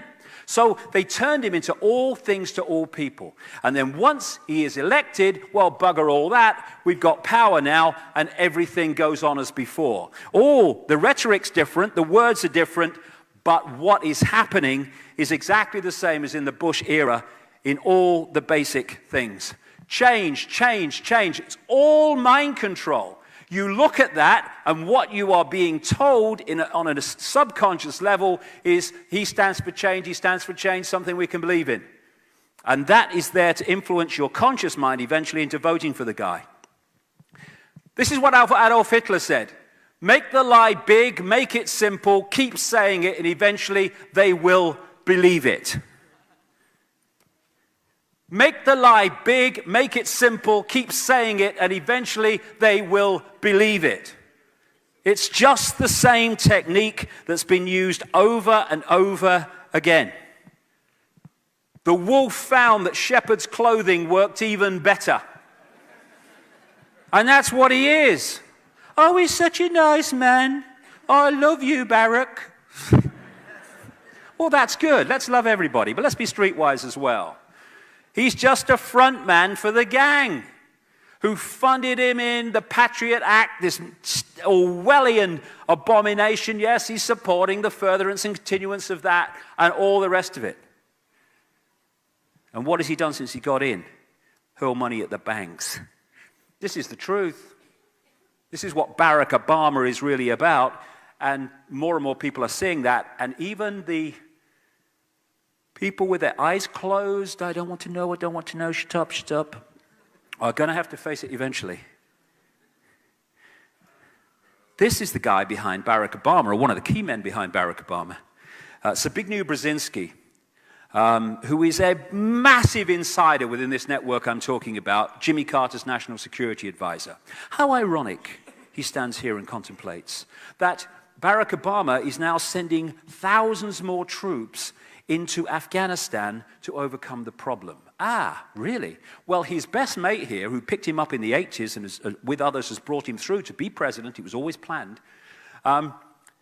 has gone public some years ago now, 2 or 3 years ago, in a Paris magazine, admitting that when he was Jimmy Carter's national security advisor, he decided that he wanted, in his words, to give the Soviet Union their Vietnam. So what he then did was, own words, he funded and trained what were called freedom fighters, became known as the Mujahideen, in Afghanistan, to start causing trouble for the government in Kabul, the capital, which at that time was a satellite government of the Soviet Union. What he was doing was trying to entice the Soviet Union to, his words, to invade Afghanistan and then become embroiled in a Vietnam-type endless war that they couldn't win, as other people have found in Afghanistan. And that's what the Soviet Union did. And they were there for about 10 years, and never mind the Russians who died, 1 million Afghans died. And this guy thought, well, that's not a problem, own words, because it gave them their Vietnam and brought them down as a superpower. This is how these people think. And now the man who created the Mujahideen, funded and trained them, which then became the Taliban, and the guy Osama bin Laden was brought out of Saudi Arabia to front up that Mujahideen resistance to the Soviet invasion. The man who started all that going, because he's asset, bin Laden, absolutely, totally convinced he's dead. I mean, you know, no one ever talks about him anymore, do they? Isn't it funny? Brzezinski, the man who started it all, is the guy, or one of the key guys behind Obama, who's now saying we've got to put thousands of troops into Afghanistan to stop the Taliban. Have a word with your mate. And Brzezinski talks about this area. He's been talking about this area for a long time. He calls it Eurasia. And he says that to control the world, in effect, in simple terms, you need to control Eurasia, this area of land that includes key places like Afghanistan, Iran, the places around the Caspian Sea, this great area of oil and gas reserves, like Georgia, where they've been having problems recently, Pakistan, and all this area, which so much of the world is now focusing on, is this area of the world going up into Russia. And Brzezinski seems to have a morbid genetic hatred of Russia for some reason. That's what we're seeing. And Henry Kissinger is now being used by Obama, officially anyway, to negotiate and stuff with the Russians, which is, you know, it's like sending an atom bomb to a peace conference. And this guy, of course, Henry Kissinger, is one of the most blatant and high-profile manipulators for this Illuminati in the last 40 to 50 years. And Brzezinski, in 1973, with David Rockefeller, set up one of the key organizations in the Illuminati network, at one level anyway, called the Trilateral Commission. That's how much of an insider he is. And this is the network. It's around a secret society called the Round Table. It goes down to the start, or just before the start of the 20th century. And these groups, like the Bilderberg Group, the Club of Rome, which manipulates the environmental movement, get to that later, Royal Institute of International Affairs in London, the Trilateral Commission, the Council on Foreign Relations in America, the United Nations, all these connect into that secret society. And Brzezinski is a major player to the point where he co-founded the Trilateral Commission. This is the guy behind Barack Obama. And this is what he wrote in 1970, Brzezinski. The technotronic era involves the gradual appearance of a more controlled society. Such a society would be dominated by an elite, unrestrained by traditional values. Soon it will be possible to assert almost continuous surveillance on over every citizen and maintain up-to-date, complete files containing even the most personal information about the citizen. These files will be subject to instantaneous retrieval by the authorities. 1970. This has been planned for a long, long time, which is unfolding apparently spontaneously now. And when you look at Obama's policies, all you need to do is look at Brzezinski's books before anyone had heard of Obama. This is what he wrote in a book before Obama ran for president. Needed social reassessment can be encouraged by deliberate civic education that stresses the notion of service to a higher cause than oneself. As some have occasionally urged, a major step in that direction would be the adoption of an obligatory period of national service for every young adult, perhaps involving a variety of congressionally approved domestic or foreign good works. Barack Obama. Policy. Obama will call on citizens of all ages to serve America by developing a plan to require 50 hours of community service in middle school and high school and 100 hours of community service in college every year. Watch this in Australia. I don't know if they're trying to do this here, but they will, because they're talking about it now in Britain, and they want this everywhere. This is the policy continued, Obama's policy. We cannot continue to rely on our military in order to achieve the national security objective we've set. We've got to have a civilian national security force that's just as powerful, just as strong, just as well funded. They want to create, in every country, civilian security networks to police the people policing the people. And they'll start to suggest it everywhere. He's just the guy who's triggering it in America. And because of his worldwide kind of fame, he has an ability to sell it in other countries as well. So it's not just Brzezinski. This guy, George Soros, is a notorious Illuminati manipulator, not least in financial terms, and he's one of the major funders and backers of Obama as well. And his networks were behind the spontaneous public revolutions in Ukraine and Georgia, after which, like in Georgia, Brzezinski and Soros put their puppet, this guy, Saakashvili, on the throne as president. He's also fundamentally connected to this guy, Tony Rezko, who's currently in jail for corruption. They did a land deal together, and he was one of the major funders of his political career. And he was put in jail for so controlling the political system of Chicago that when business people wanted to do business with the state, he was asking for them to pay him a fee to allow them to do work and business with the state when he officially had nothing to do with the state. He's in prison for it now. These are the kind of people Obama's around. This guy, William Ayers, Bill Ayers, was, as admitted, being involved in doing terrorist bombing through a group called the Weathermen a few decades ago, back in the 60s it was, and Obama's political career was started in this guy's house with another associate from the Weather Underground that was back in the 60s planting bombs in America.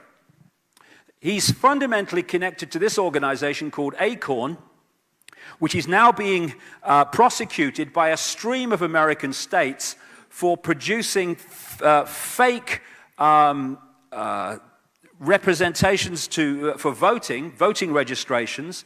And of course, the people they were falsely voting would be falsely voting for him, and he's fundamentally connected to them. It's a deeply corrupt organization, and appropriately, Obama is closely connected to it because he's actually a deeply corrupt man.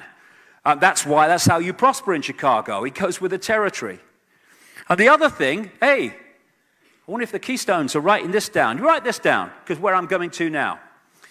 Around, because it's about time someone bloody said it.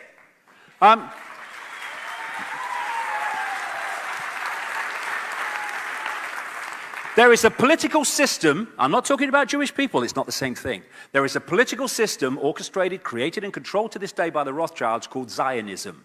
It is a tyrannical system which has no mercy on anyone that gets in its way.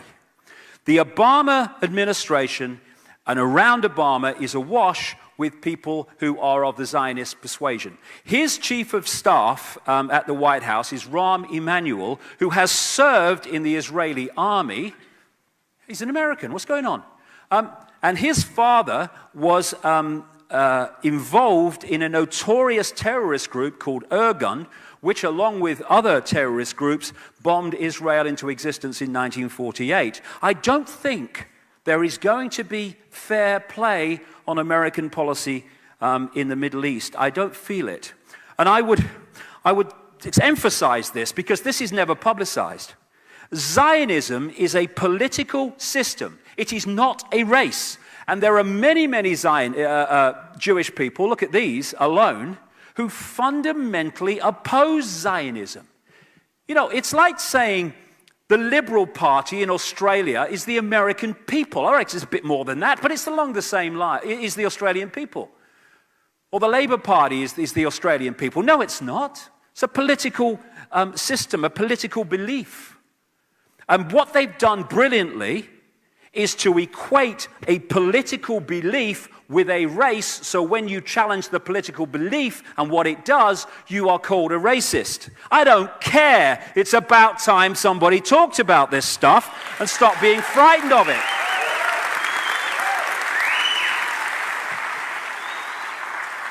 And if people realized Zionism is the creation of the Rothschild family, who are a major, major Illuminati family, along with many others, and interact with very closely in many ways with the Rockefellers. It was the Rothschilds who spent millions, £6 million pounds back in the 50s to build the Knesset, the Israeli parliament. It was the Rothschilds who built the Supreme Court in Jerusalem with all its massive Illuminati symbolism, which is well shown on the internet. This is a fiefdom of the Rothschilds, and Zionism has caused more mayhem and strife for Jewish people as anybody else. Why is there no peace in Israel? Because for Jewish people as well as Palestinians, because Zionism doesn't want it. That's why.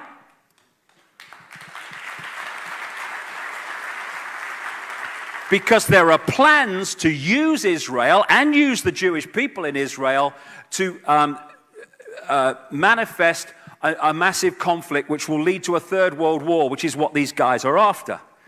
And Rahm Emanuel is the man who pulls the strings of Barack Obama, along with this guy, another Zionist, called David Axelrod. He was the guy that ran the whole of...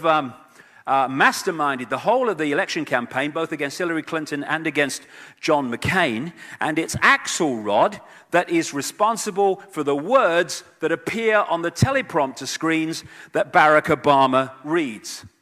And he reads them so robot-like in terms of not having a thought in his head that last week, maybe 10 days ago, he thanked himself for inviting everybody to a reception because someone else's speech was on the teleprompter instead of his by mistake.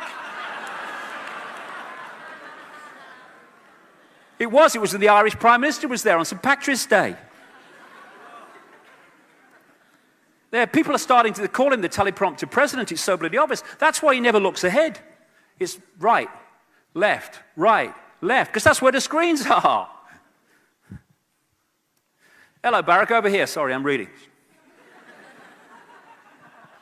And this is why you're getting the policy of Obama saying Palestinian refugees belong to their own state and do not have a literal right to return to Israel. He's talking about the people who fled, 800,000 of them, at the time of the bombing Israel into existence in 1948, and have never allowed to come back to their own land. People forget about this.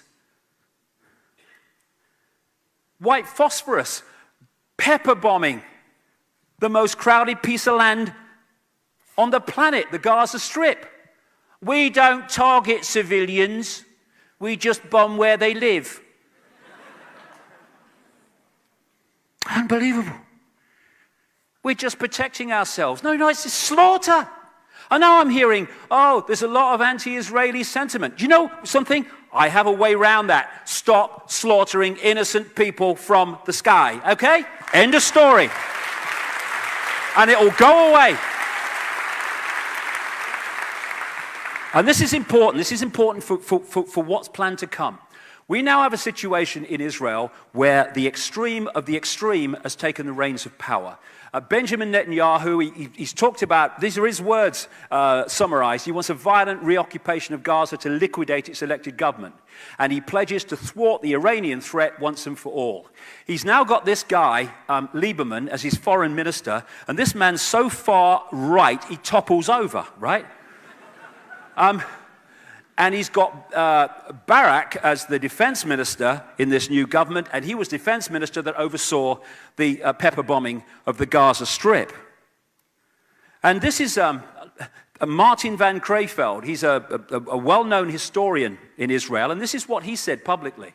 We possess several hundred atomic warheads and rockets and can launch them at targets in all directions, perhaps even at Rome. Most European capitals are targets for our Air Force. We have the capability to take the world down with us, and I can assure you that that will happen before Israel goes under. They have a policy of not saying if they've got nuclear weapons or they haven't. They just don't talk about it. And a guy called Mordecai Vanunu, a wonderful Israeli man, went to jail for, I think it was 18 years, for exposing the fact publicly that they did have nuclear weapons. And now we've got this thing, oh, Iran's going to have nuclear weapons. What? The idea, and we're seeing it almost complete now, from the start was to drive out the Palestinian people, not be at one with them, not share power with them, not share the land with them. The green bits are Palestinian land over the period of time up to the year 2000, and it's gone on since then, as illegal settlements are put in Palestinian land. And one of the people that lives in an illegal settlement is Lieberman. As an Australian newspaper said this week, he must be the only foreign minister in the world who doesn't actually live within the borders of his own country. And the Middle East policy in Obama's administration is by Bilderberg, George Mitchell, Bilderberg, Council on Foreign Relations, by the notorious little Kissinger, Richard Holbrooke, who played a major part in breaking up the former Yugoslavia in wars, etc., so it could be absorbed into NATO and the European Union, which it is being now. He's Bilderberg Group, Council on Foreign Relations, Trilateral Commission. He's now in charge of Pakistan-Afghanistan policy.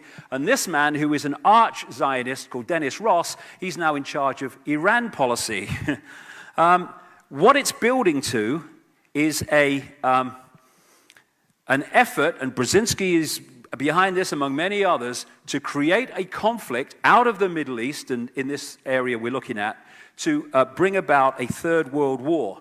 And the third world war will be, and this was been written about in the past, that there were going to be 3 world wars to bring this new world order into being. A war that would finish off the superpowers and bring the whole world under the control of a world government, which will then dictate to every country. And the personnel are in place. We're hearing, oh, he's a good guy because he's closing Guantanamo. Well, he's going to close it in a year. But I won't go through this because of time. But John Pilger here brilliantly exposes the fact that Barack Obama has actually fundamentally changed nothing. It's all rhetoric, as he said. The man of change is changing little. That ought to be front page news from Washington, but it isn't. And I have a golden rule with Obama. Again, that Hitler quote, but I have a golden rule with Obama. Ignore the words and watch the actions. If you listen to the words, you can get caught that there's change going on and he's different. Watch the actions and you'll see that there is nothing. And just to confirm that nothing has changed,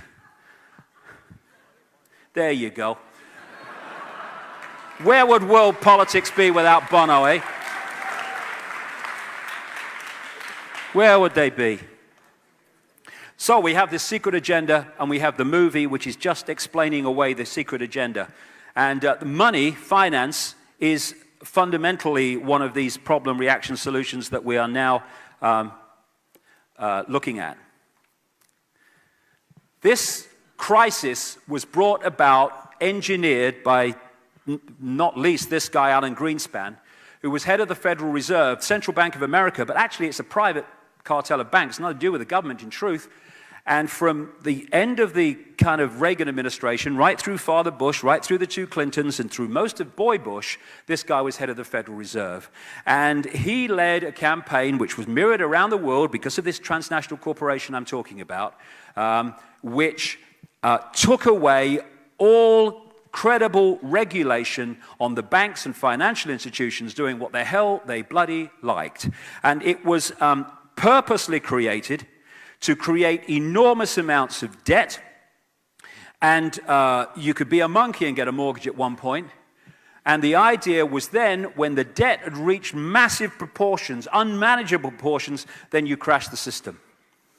Because what you want is a massive problem which you can then add endless solutions to, including the introduction eventually, and we're going there, of a world central bank to dictate to all global finance. And that's what we've been doing all these years, watching the game and all the rest of it.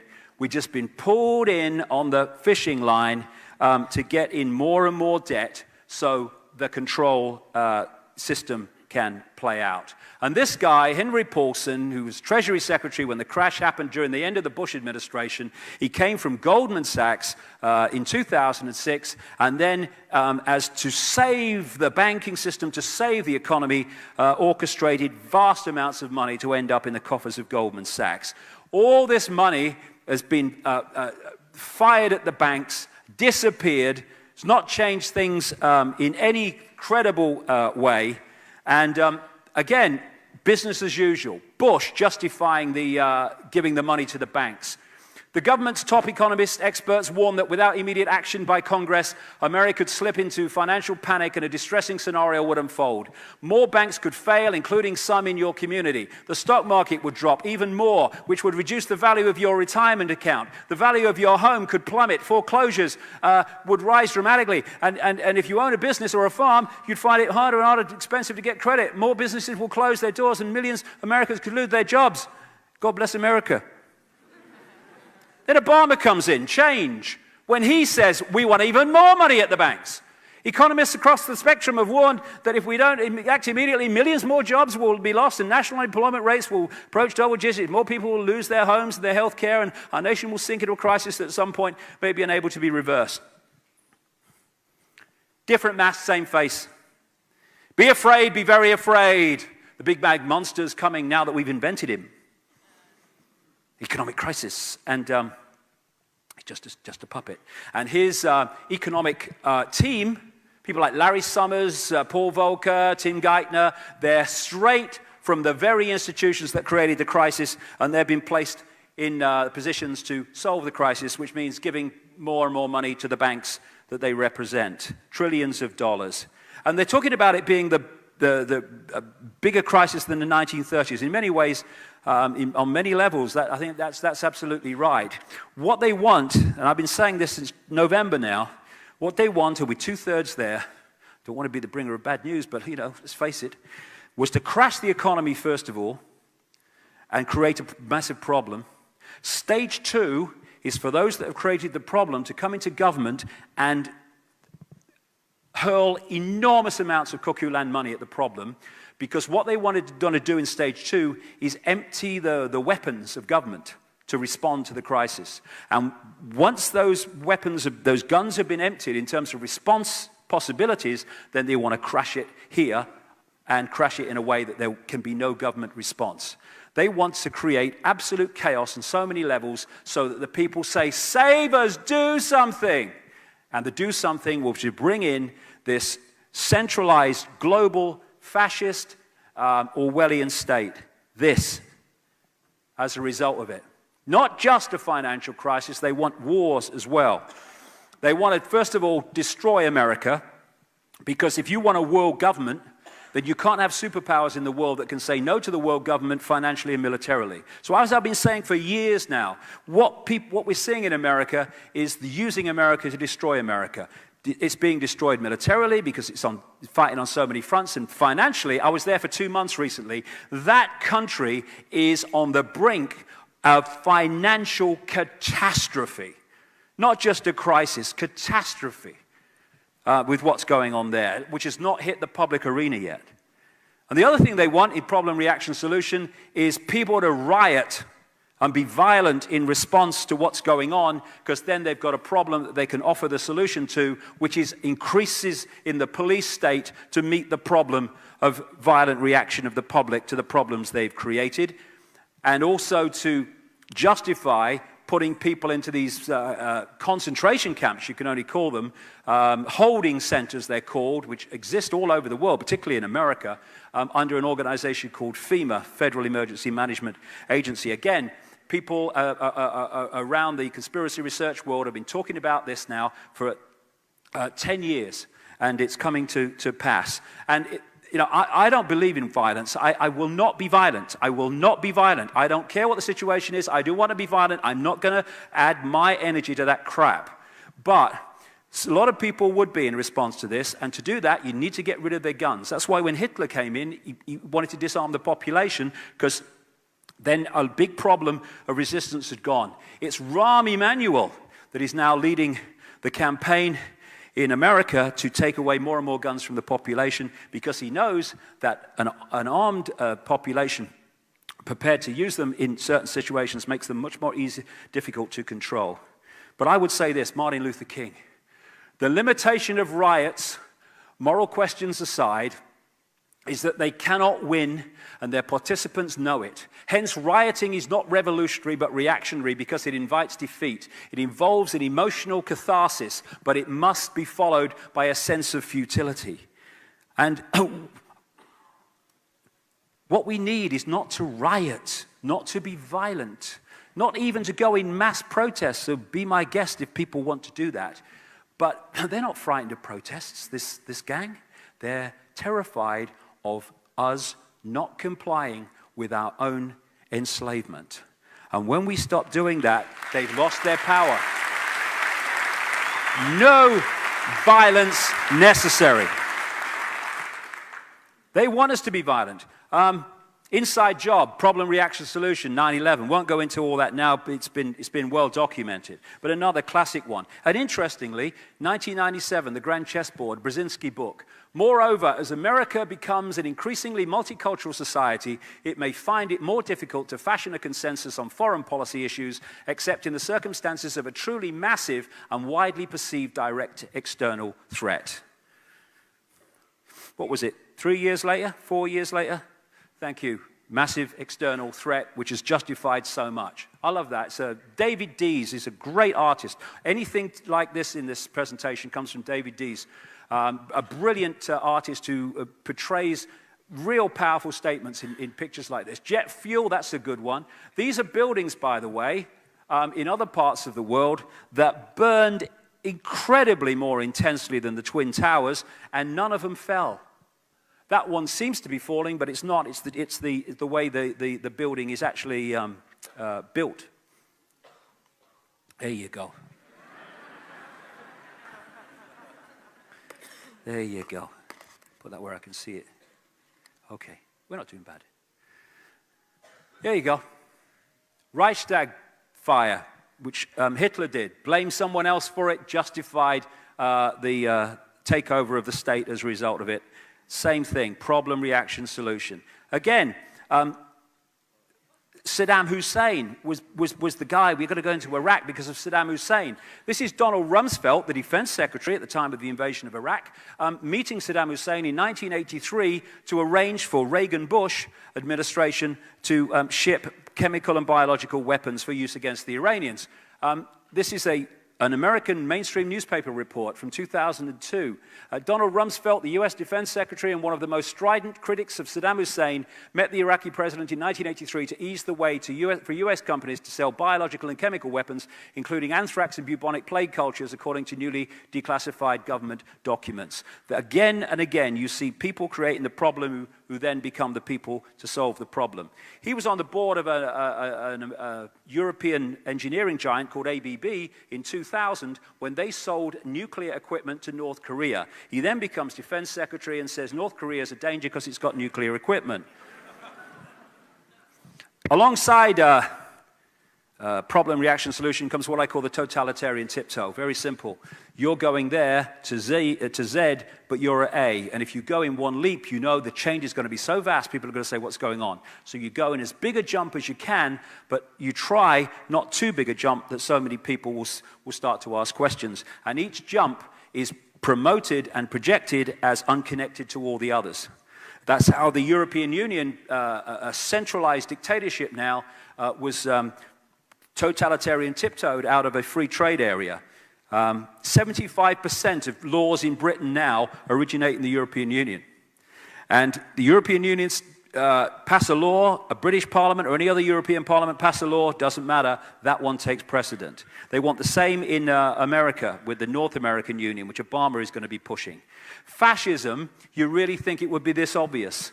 The stepping stone approach is what's got us this far, where so many stepping stones have now been made that it is becoming obvious to anyone with a mind.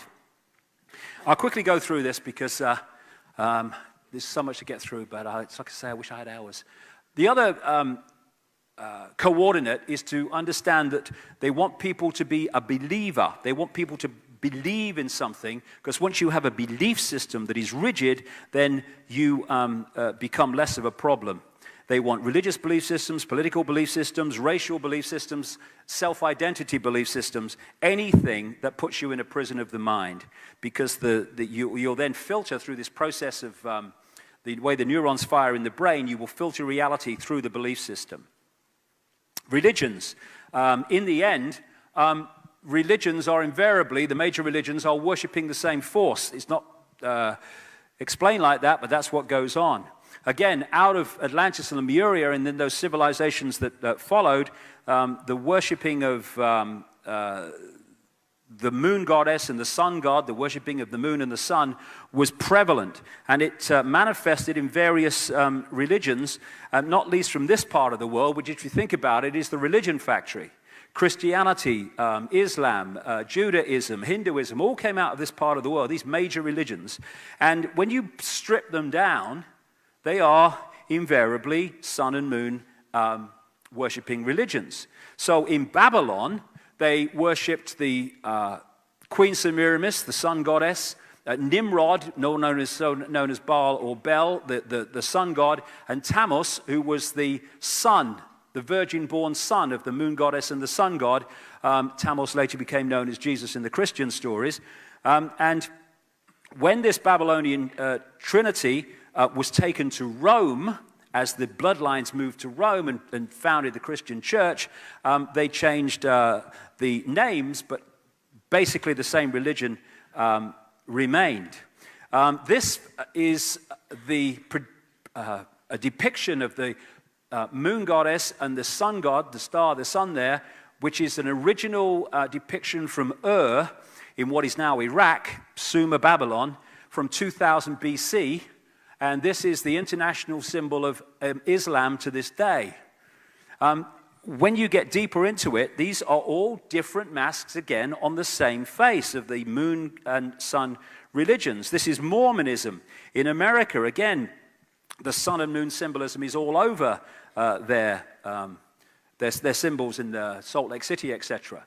So when you see Mother Mary and Jesus, what you're looking at is a depiction of Queen Semiramis, the goddess of Babylon, and Nimrod stroke Tammuz, because they said that Nimrod, when he died, became the sun god Baal and impregnated Semiramis with the rays of the sun. That's where the virgin birth comes from, and she gave birth to the reincarnation of Nimrod, which became known as Tammuz, and that's why in Christianity they talk about Father and Son being one, because that comes from the Babylonian symbolism of that.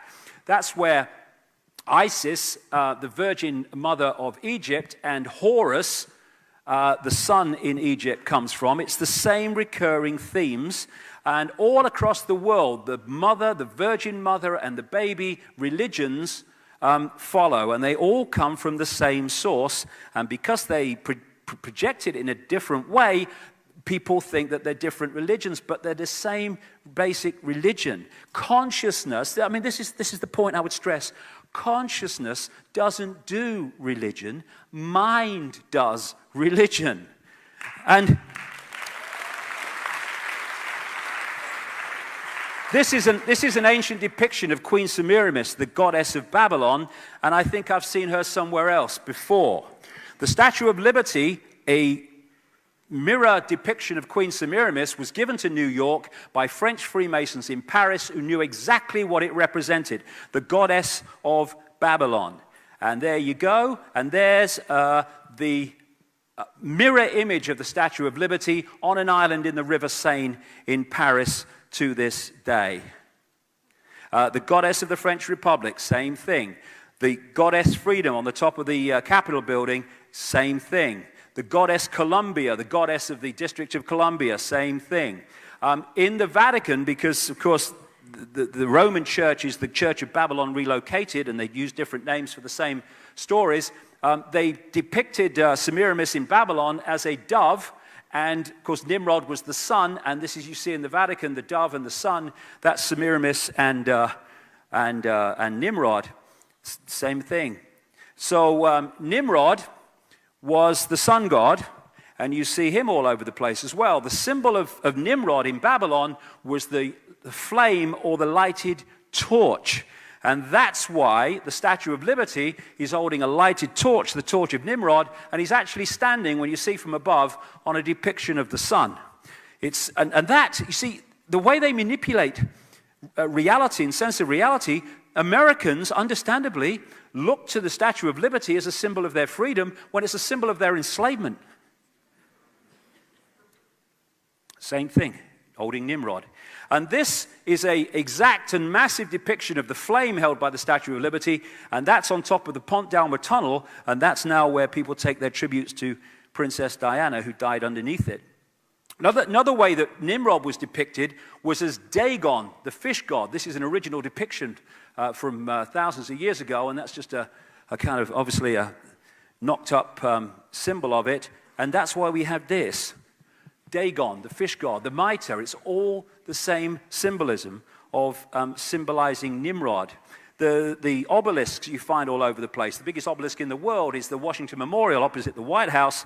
That's the penis of Nimrod Osiris, going back to that symbolism of the Credo necklace too.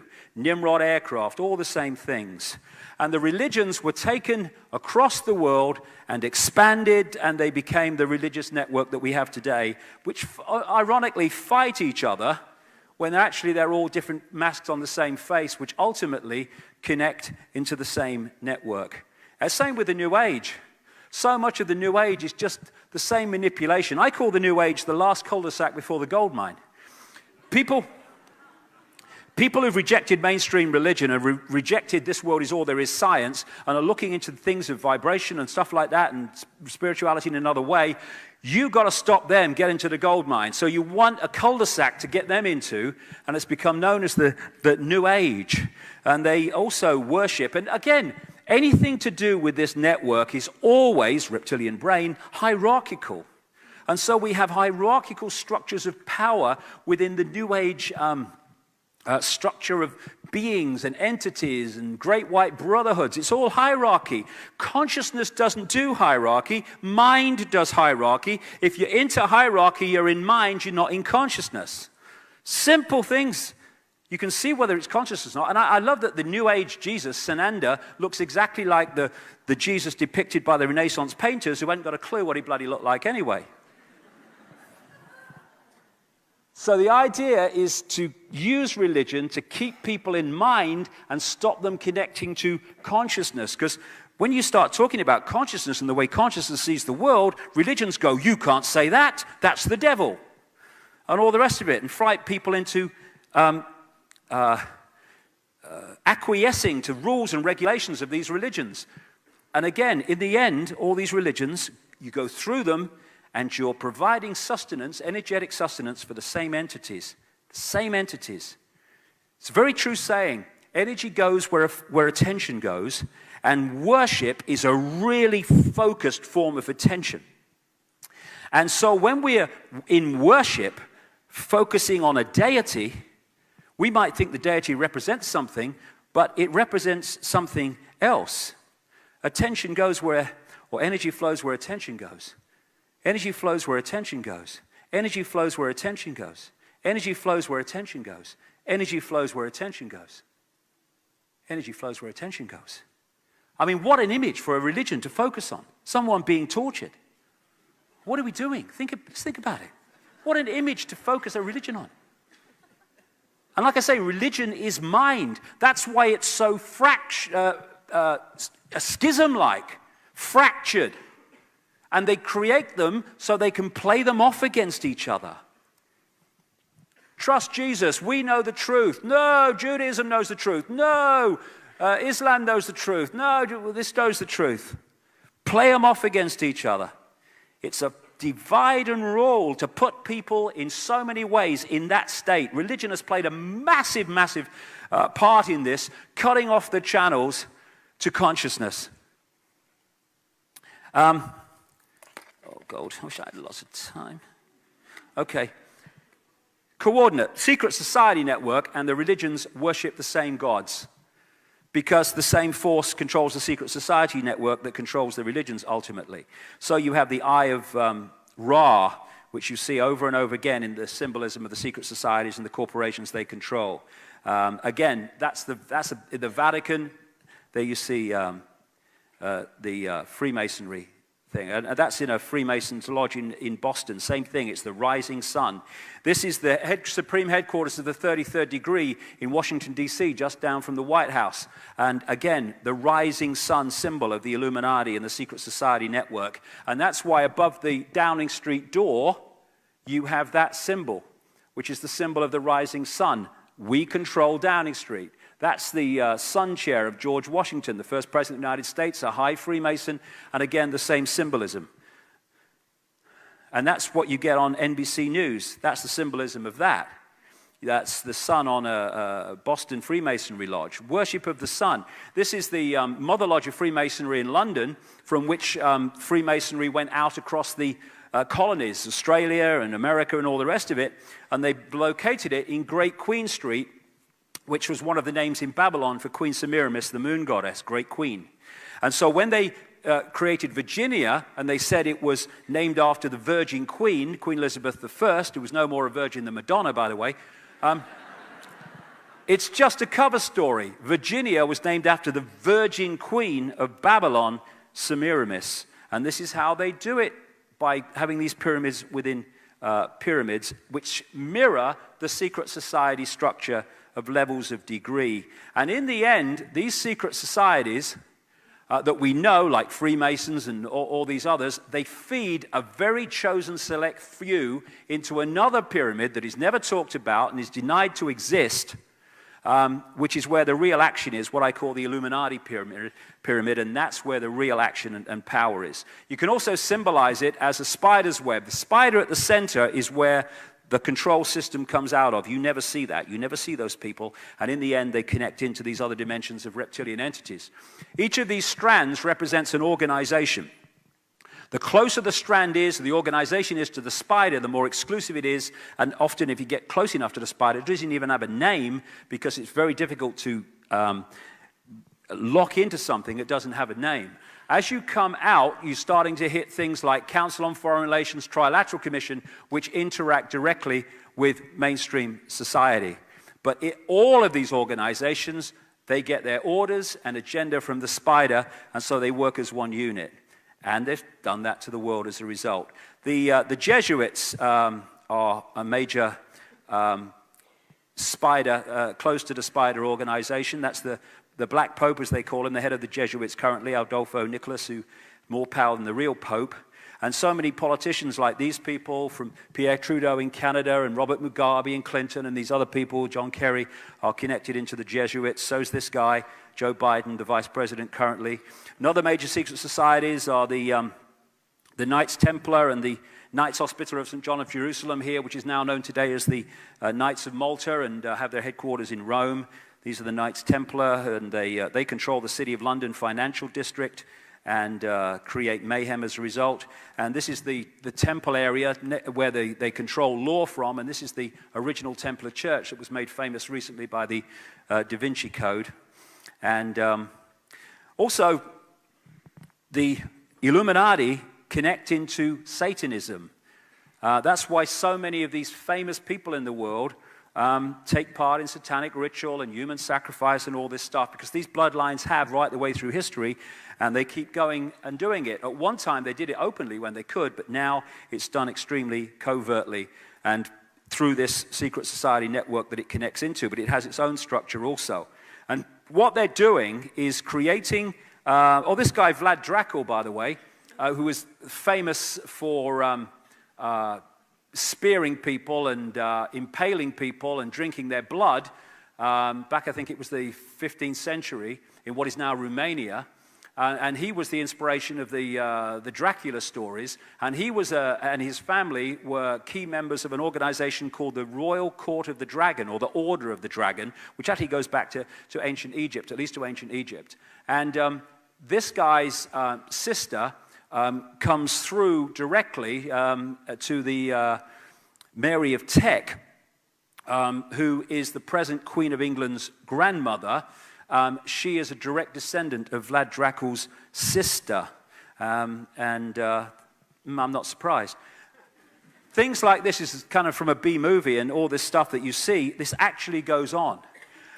One of the things that has, and you see it all around the world in history, and often connected to dragons, but not always, the thing that I found one of the hardest things to cope with originally when I came across it is not just that children are sacrificed in these rituals by these famous people and lots of not so famous people, or that child abuse is going on.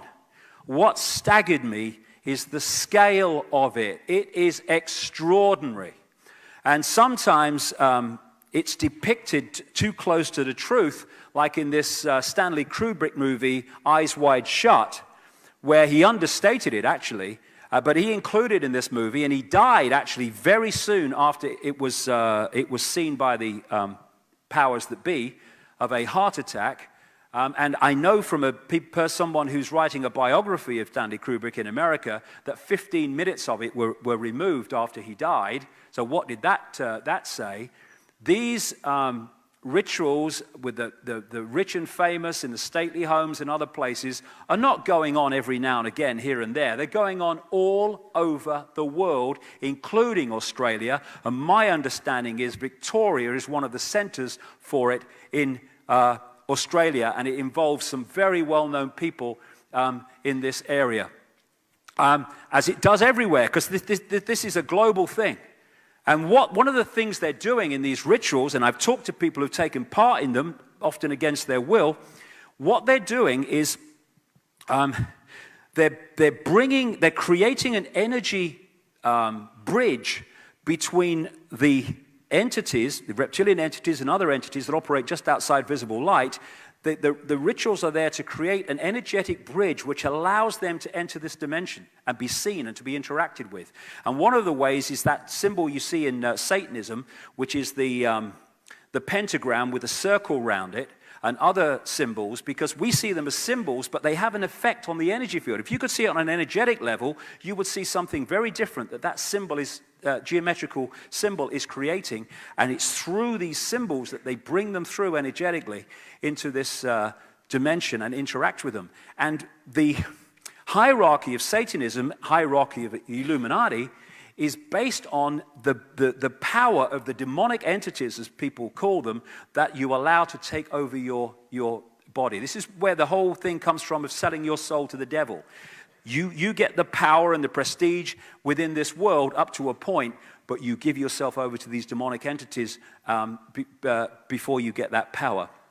And then after you pass through, you become controlled by these entities when you leave the body. Now, this is in Sydney. I found this years ago. I dropped off my seat. This is a war memorial for the people who died in the 2 world wars, and this is the symbol in the middle of it, someone being sacrificed over an image of the sun. This symbolism is all over the place. Bohemian Grove, where they worship a 40-foot stone owl, which is symbolic of Queen Semiramis. This is an original Babylonian depiction of Queen Semiramis, and she's famous for being connected to owls. And there you have an owl on the street plan around the Capitol building in Washington. And if you look at another level of it, it's standing in the street plan on a pyramid.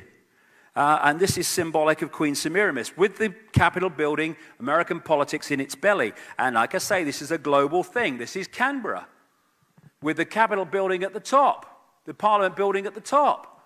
Because the same force is controlling this country as is controlling America and Britain and all of them. So they use the same symbolism if you look for it.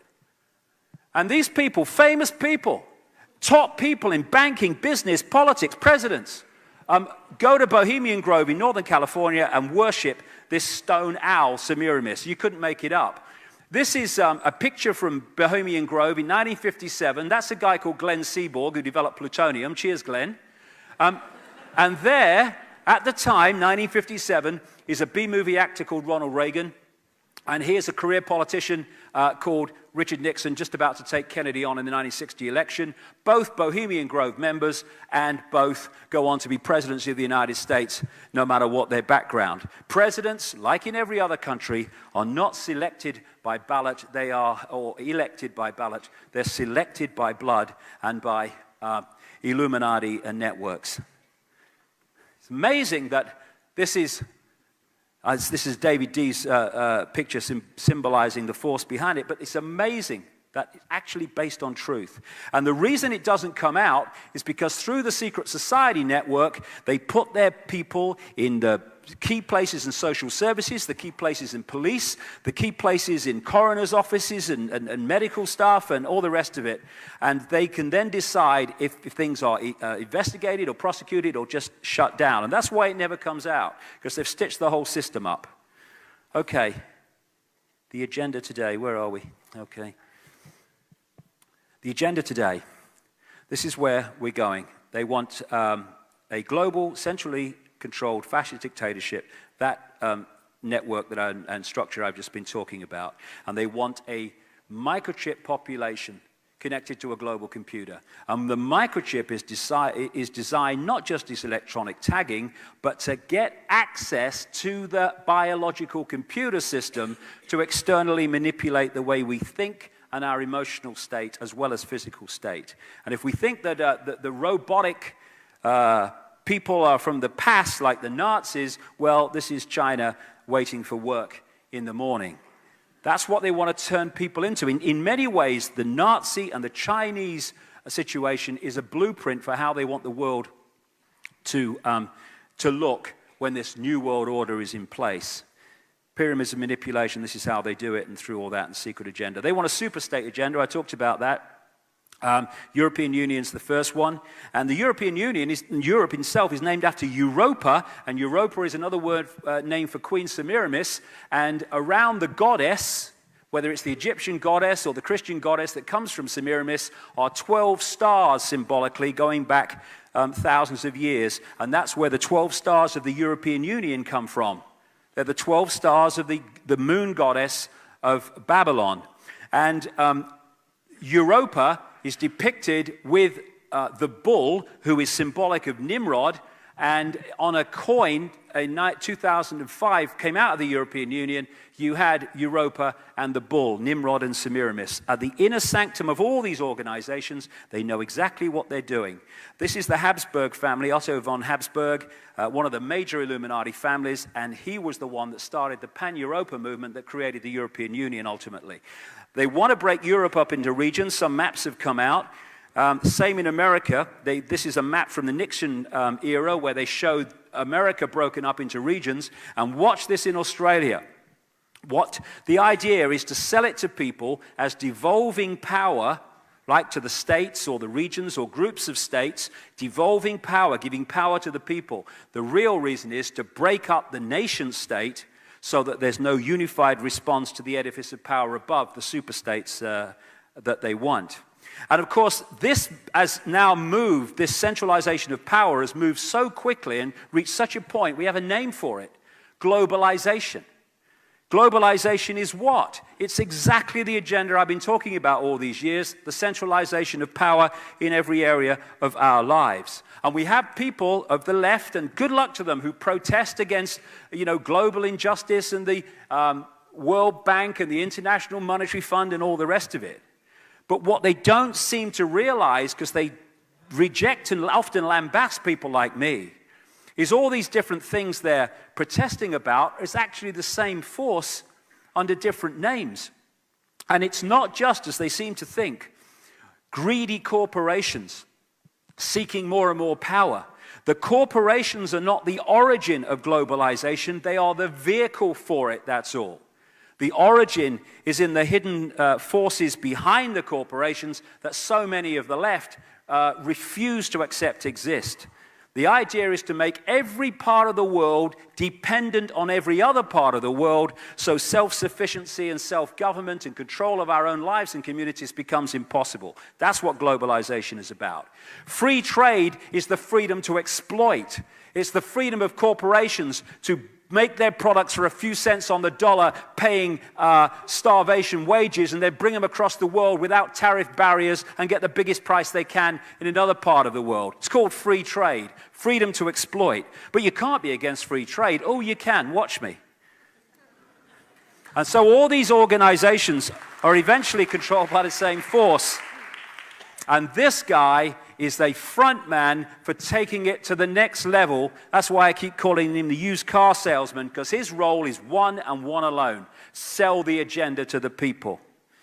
And so the idea is to put us in these jails of control, homeland security, military dictatorship. This is Adolf Hitler selling the Gestapo, the creation of the Gestapo. An evil exists that threatens every man, woman, and child of this great nation. We must take steps to ensure our domestic security and protect our homeland. That's exactly what they said after 9/11 to justify homeland security and the police state. All over the place you find now cameras and surveillance. This is a poster after the London bombings: secure beneath watchful eyes on London transport, closed-circuit television cameras, we're protecting you. This is from Nazi Germany, 1934. Same bloody thing.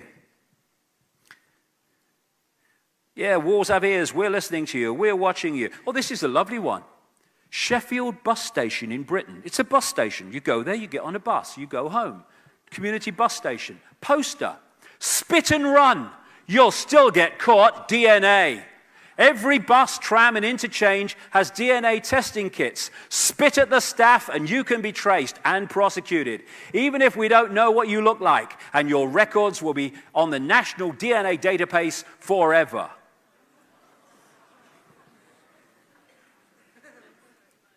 And so in every country we're now seeing, because it's a movement, we're seeing the difference between the military and the police becoming less and less obvious. People being asked to spy on their neighbors and their friends. Hey, this guy Icke is in Melbourne, and he's inciting people to discord. Got to get around here fast.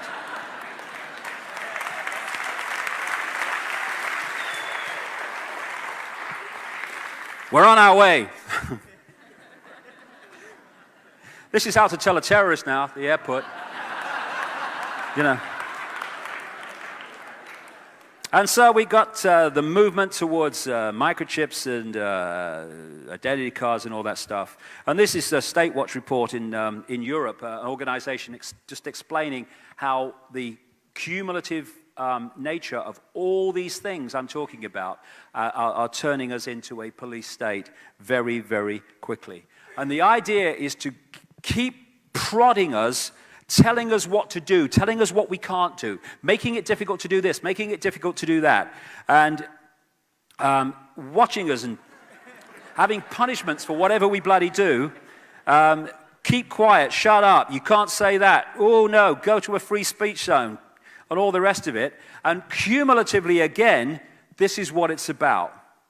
And this is why we mustn't acquiesce to it. They have experiments in laboratories where they have rats or mice, and they have these mazes. And if you go down this part of the maze, there's an electronic shock equipment, and you go down there and the mouse gets shocked. After a few times, it's been shocked so often, you can take the equipment away so it can freely go without actually any shock. It will not go down there because its mind has been, through punishment, through hassle and pain, has been programmed not to go down there, only to go down this channel or that channel. And what's happening is that we are now all over the world being bombarded with so much instruction, so many orders, so many can't do's, so many punishments for the ridiculously small things, that they're basically prodding us so that we go into a state of acquiescence and subordination and just follow unquestioningly the diktats of authority. That's what it's about. It's about programming us through all these consequences that are now emerging by the day at ridiculous levels of detail in our lives. We mustn't acquiesce to that. This is what this is about, the taser, which is coming in all over the world. And 55,000 volts of electricity, which has killed a significant number of people around the world. And I saw a newspaper headline when these first came out in America, and it was written by this journalist who'd seen it happen, and the headline was, "Anything you say, officer, just don't use that thing on me." That's what they're here for. People say, oh, it's bad for the taser, people are dying. No, it's good for the taser, people are dying. Because when you've seen people dying from a taser, someone pulls a taser out with a uniform on, you're going to do whatever he says. That's the idea. It's the laboratory mouse, the laboratory rat. Political correctness is another thing. Not only are we physically being given consequences for everything, we now, I don't, but many people do, they are thinking what they say before they say it. They're not even having the freedom and the relaxation to say what they think in case they say something that's politically incorrect. And people say, oh no, you can't say people are crippled, you have to say they're digitally challenged. Well, I've got rheumatoid arthritis in my hands, and I can hardly use them for anything but driving and pressing buttons on a computer. I don't mind if someone says I've got a crippled hand. I have no problem with that, because it bloody well is, okay? I mean, what's the problem? But it's all about, and again, the text language is the same. If you think on the level of mind, we think with words. When you have a thought, you're thinking in words. The more over the generations you can remove and reduce the number of words that we use, you eventually do not even have the words to construct a thought with any detail. It's all blandness. And this is what Orwell talked about with his old speak and new speak, where the authorities in 1984 wanted to replace more and more of the old words that you could express yourself in detail with and replace them with newspeak, which were bland and had no real meaning. And if you get to that stage, and that's where they're heading, this text speak, you are, and all this stuff, we're not even going to have the language, not far from now, as the generations move on, that can actually have the words to articulate a thought of any detail except a bland one. That's the idea. It's all a mind game. Well, I love this one. This is a politically correct sign. Caution, this sign has sharp edges. Do not touch the edges of this sign. And it says at the bottom, also, the bridge is out ahead. So, this is what we're looking at. Yeah, whose word in your head? Programming the computer. They want the microchip to program the computer. That's why they're pushing this around the world. Microchip your children so you know where they are, put your medical records on a microchip. But the idea of the microchip, like I say, is to access the body computer and manipulate it from within. The media is fundamentally a part of the mind control also, that's whose world is in your head. all the time as they manipulate our reality. And it's the same with like the media, as I say, and the way that they do this. Now, computer access. They're trying to access the computer in many, many different ways. And when you kind of realize how the computer works, you start to realize why they're doing what they're doing. All this crap in food is to destabilize the computer electrochemically. The body computer on one level is an electrochemical entity, organism. And it has need to have a certain chemical and electrical balance to function mentally, emotionally, and physically in its optimum state. So what they're doing now is bombarding us, and have been for some time, especially young people, children, with all this electrochemical crap to destabilize the body computer and its receiver transmission levels so that we are operating on a fraction of our potential. Same with the drugs that they're throwing at people, not least the children. So many of these people, these kids that go crazy with guns, almost all of them in the end turn out to be drugged up with this stuff. Aspartame, the sugar substitute, is a brain suppressant and rewirer, which was brought onto the market as head of Searle Pharmaceuticals by this guy, Donald Rumsfeld, who keeps coming up in many guises, who sold out for a fortune to Monsanto, who now own aspartame. Fluoride, that lady Anna Bligh up in Queensland is putting fluoride in the Queensland water. They put it in the water of concentration camps in Germany to suppress and make docile the inmates. Fluoride is a brain suppressant. Monsanto, again, comes up again and again. The home of genetically modified food. Why? Because it's to genetically modify us. Genetically modified food affects human DNA. And I'll give you an example of just how detailed this is, because what it comes down to on so many levels is there is a level of knowledge here about how everything works, and then there's a level of knowledge that the public are allowed to have. I'll tell you a story I came across only last week. We have a treatment for cancer called chemotherapy, which is equivalent for most people to assisted suicide. Stone Age medicine. What chemotherapy does, as we are at the cutting edge of knowledge, is kills cells. That's what it does. It kills cells. It doesn't kill cancer cells only, it kills all cells. And the question is, do we kill enough healthy cells to kill the patient before we've killed the cancer cells to rid of the cancer? So what they're doing now is, some people anyway, they're trying to find drugs or a biomarker that will put into cancer cells which will only track the drug and the healthy cells won't.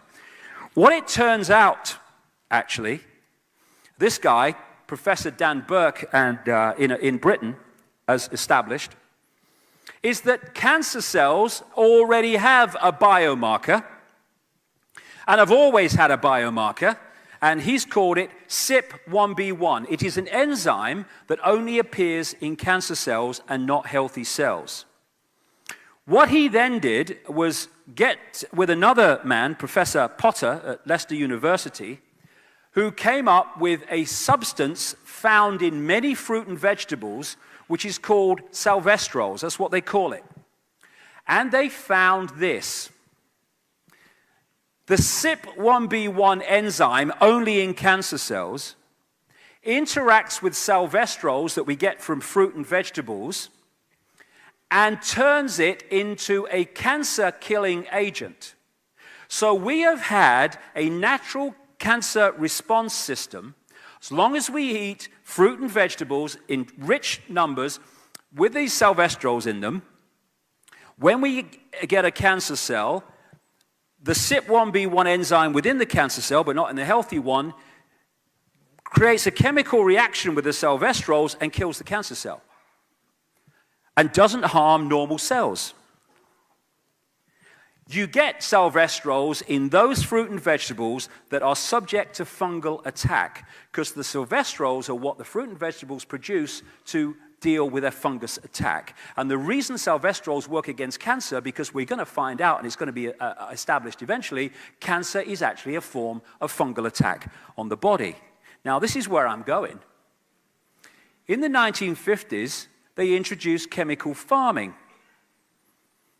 From the 1950s, we have had an epidemic of cancer in the Western world. So what is the effect of this?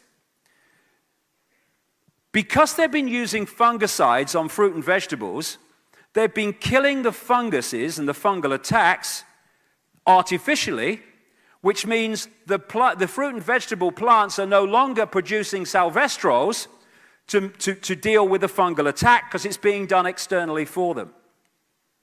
But here's the killer, that they know what they're doing.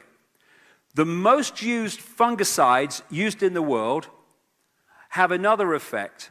They neutralize the effect of CYP1B1, the enzyme in cancer cells.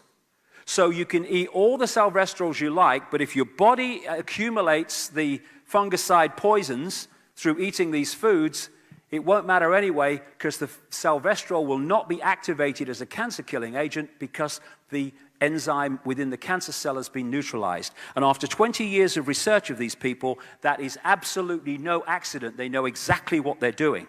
And that's why in America now, this bill is going through to make it virtually impossible for people to produce organic food in America when this bill goes through. Because if you eat organic fruit and vegetables of this type, then they are rich in salvestrols because they're still producing them to fight off fungal attack because there's no fungicide getting in the way.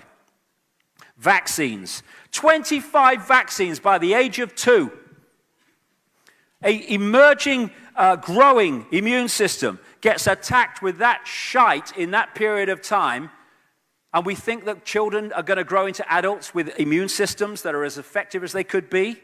You're having a bloody laugh. And these things that vaccines were supposed to get rid of were in free fall before the vaccines came in. Another scam.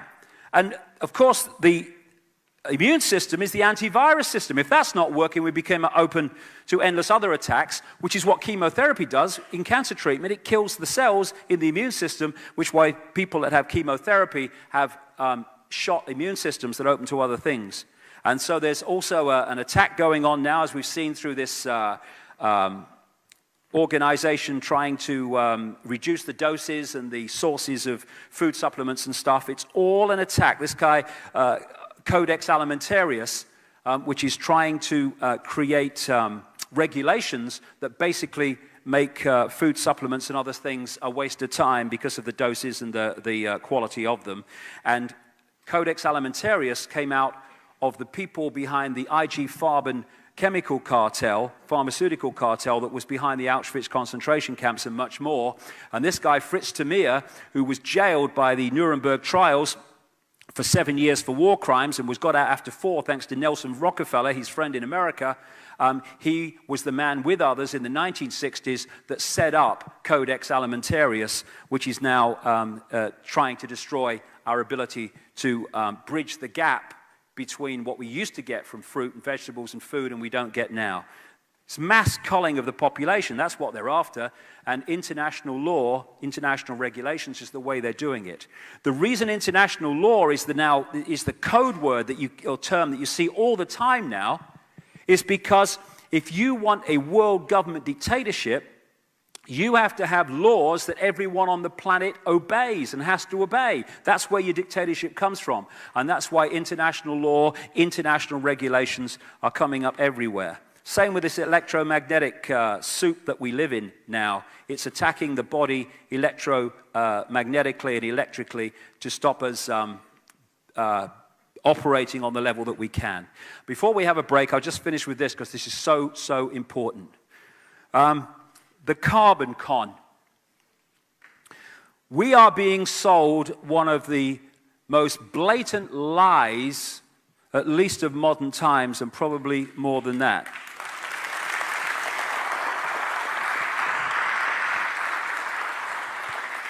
In this network, you'll see the Club of Rome, started in 1968. The Club of Rome is there within the network to manipulate the environmental movement to advance this agenda of global centralization. This is the founder of the Club of Rome, Uriel Pecci, quoted in one of its own publications in 1991. In searching for a new enemy to unite us, we came up with the idea that pollution, the threat of global warming, water shortages, famine and the like would fit the bill. And that is what they have done.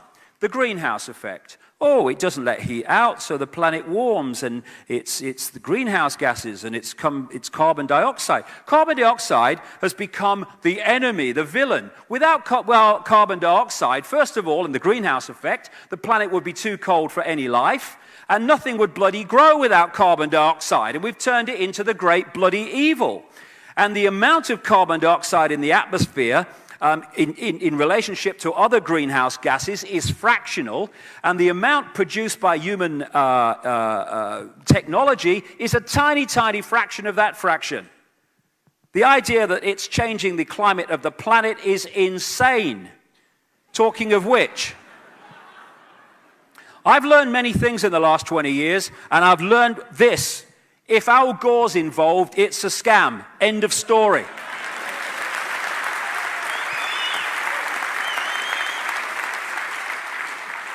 Of course they give him the Oscar for his rubbish, ludicrous documentary. Of course he gets the Nobel bloody Peace Prize, because the people that want this thing out there control who gets those things.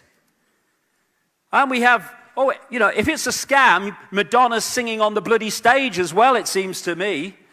This is the great Earth concerts around the world, selling alive. These people do no research. And here's the global warming survival handbook for those live Earth concerts, written by David de Rothschild.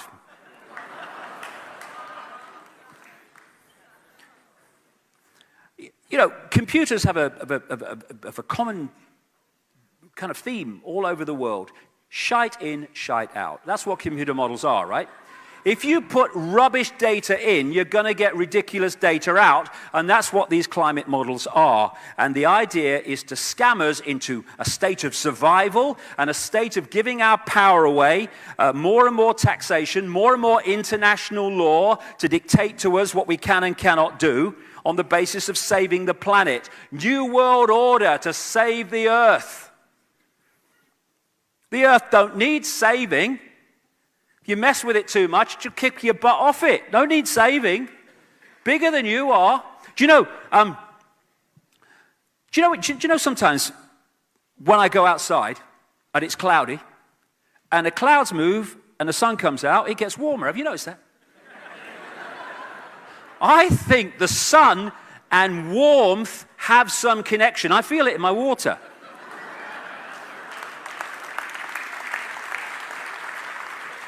The sun sends out sunspots in cycles, a lot and then less, and now virtually none in the recent end of the cycle.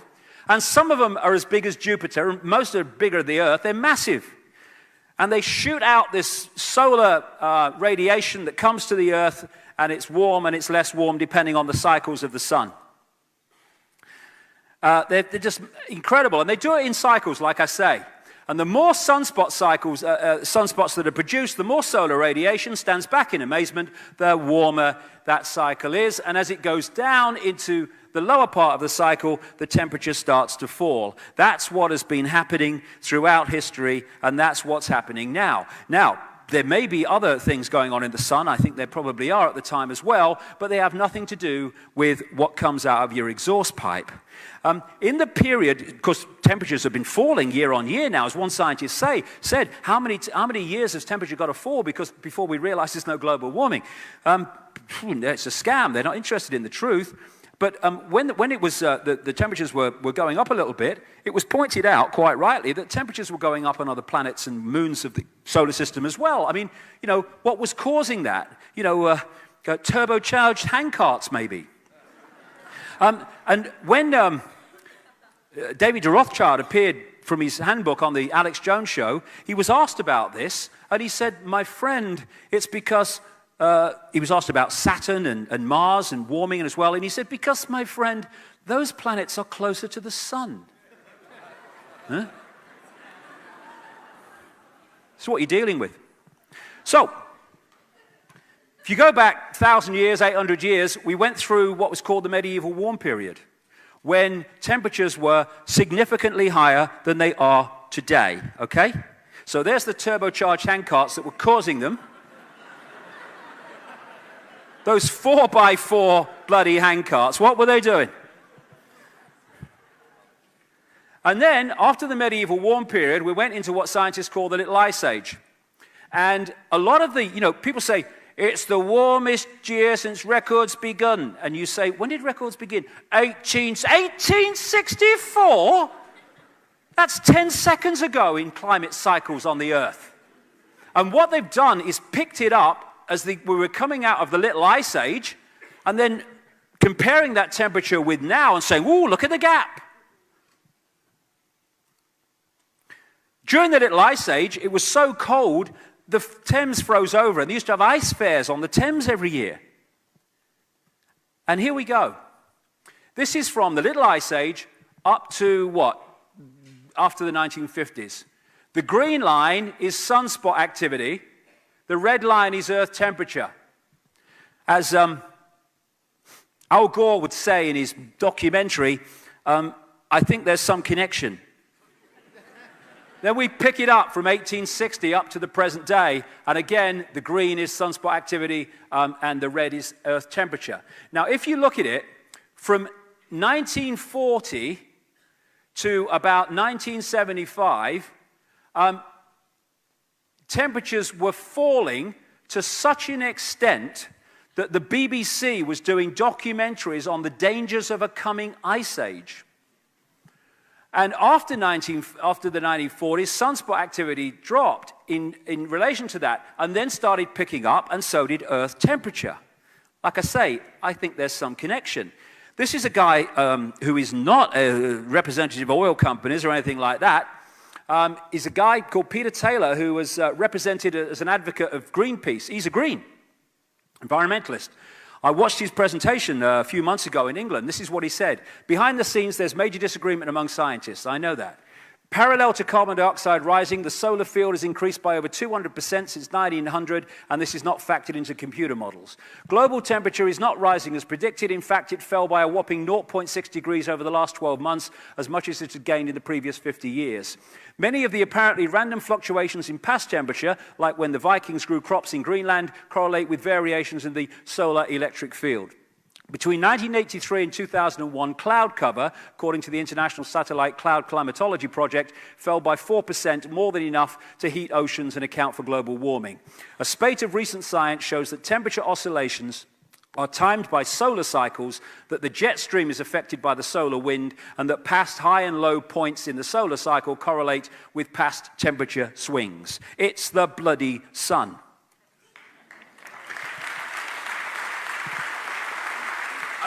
And temperatures have been dropping in recent years because the solar sunspot cycle has been going through a real low point, to the point where this British newspaper announced global warming could stop naturally for 10 years, say scientists.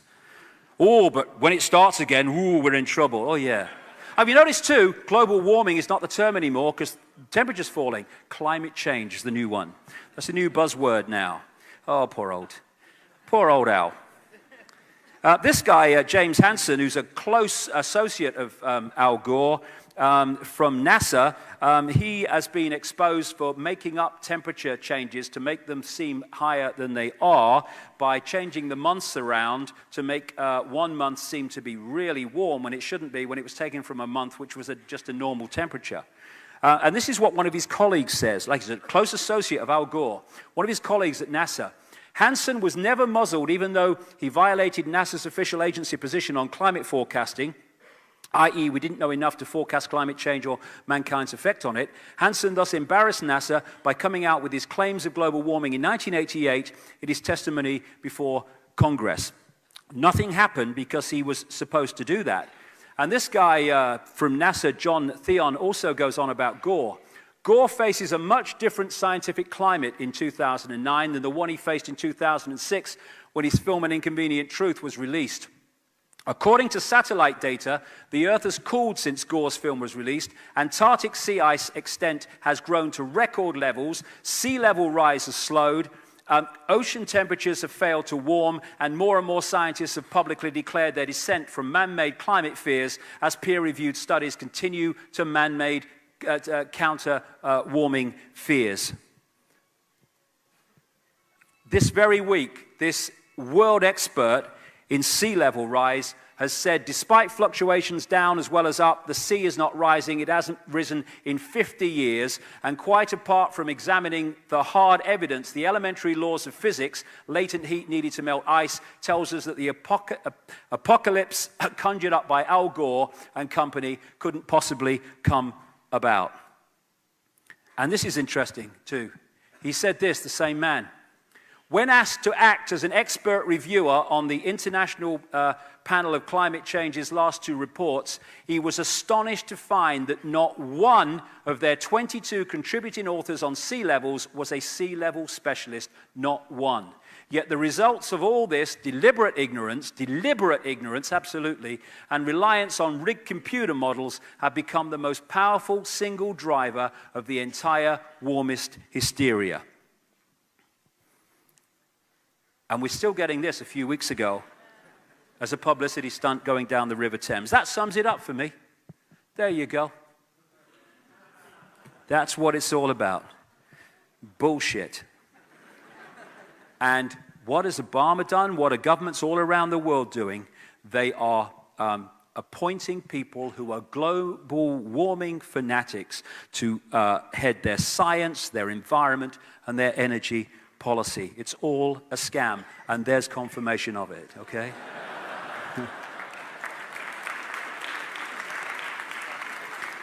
So as we end this period, just look at us. Everything is upside down. Doctors destroy health, lawyers destroy justice, universities destroy knowledge, governments destroy freedom.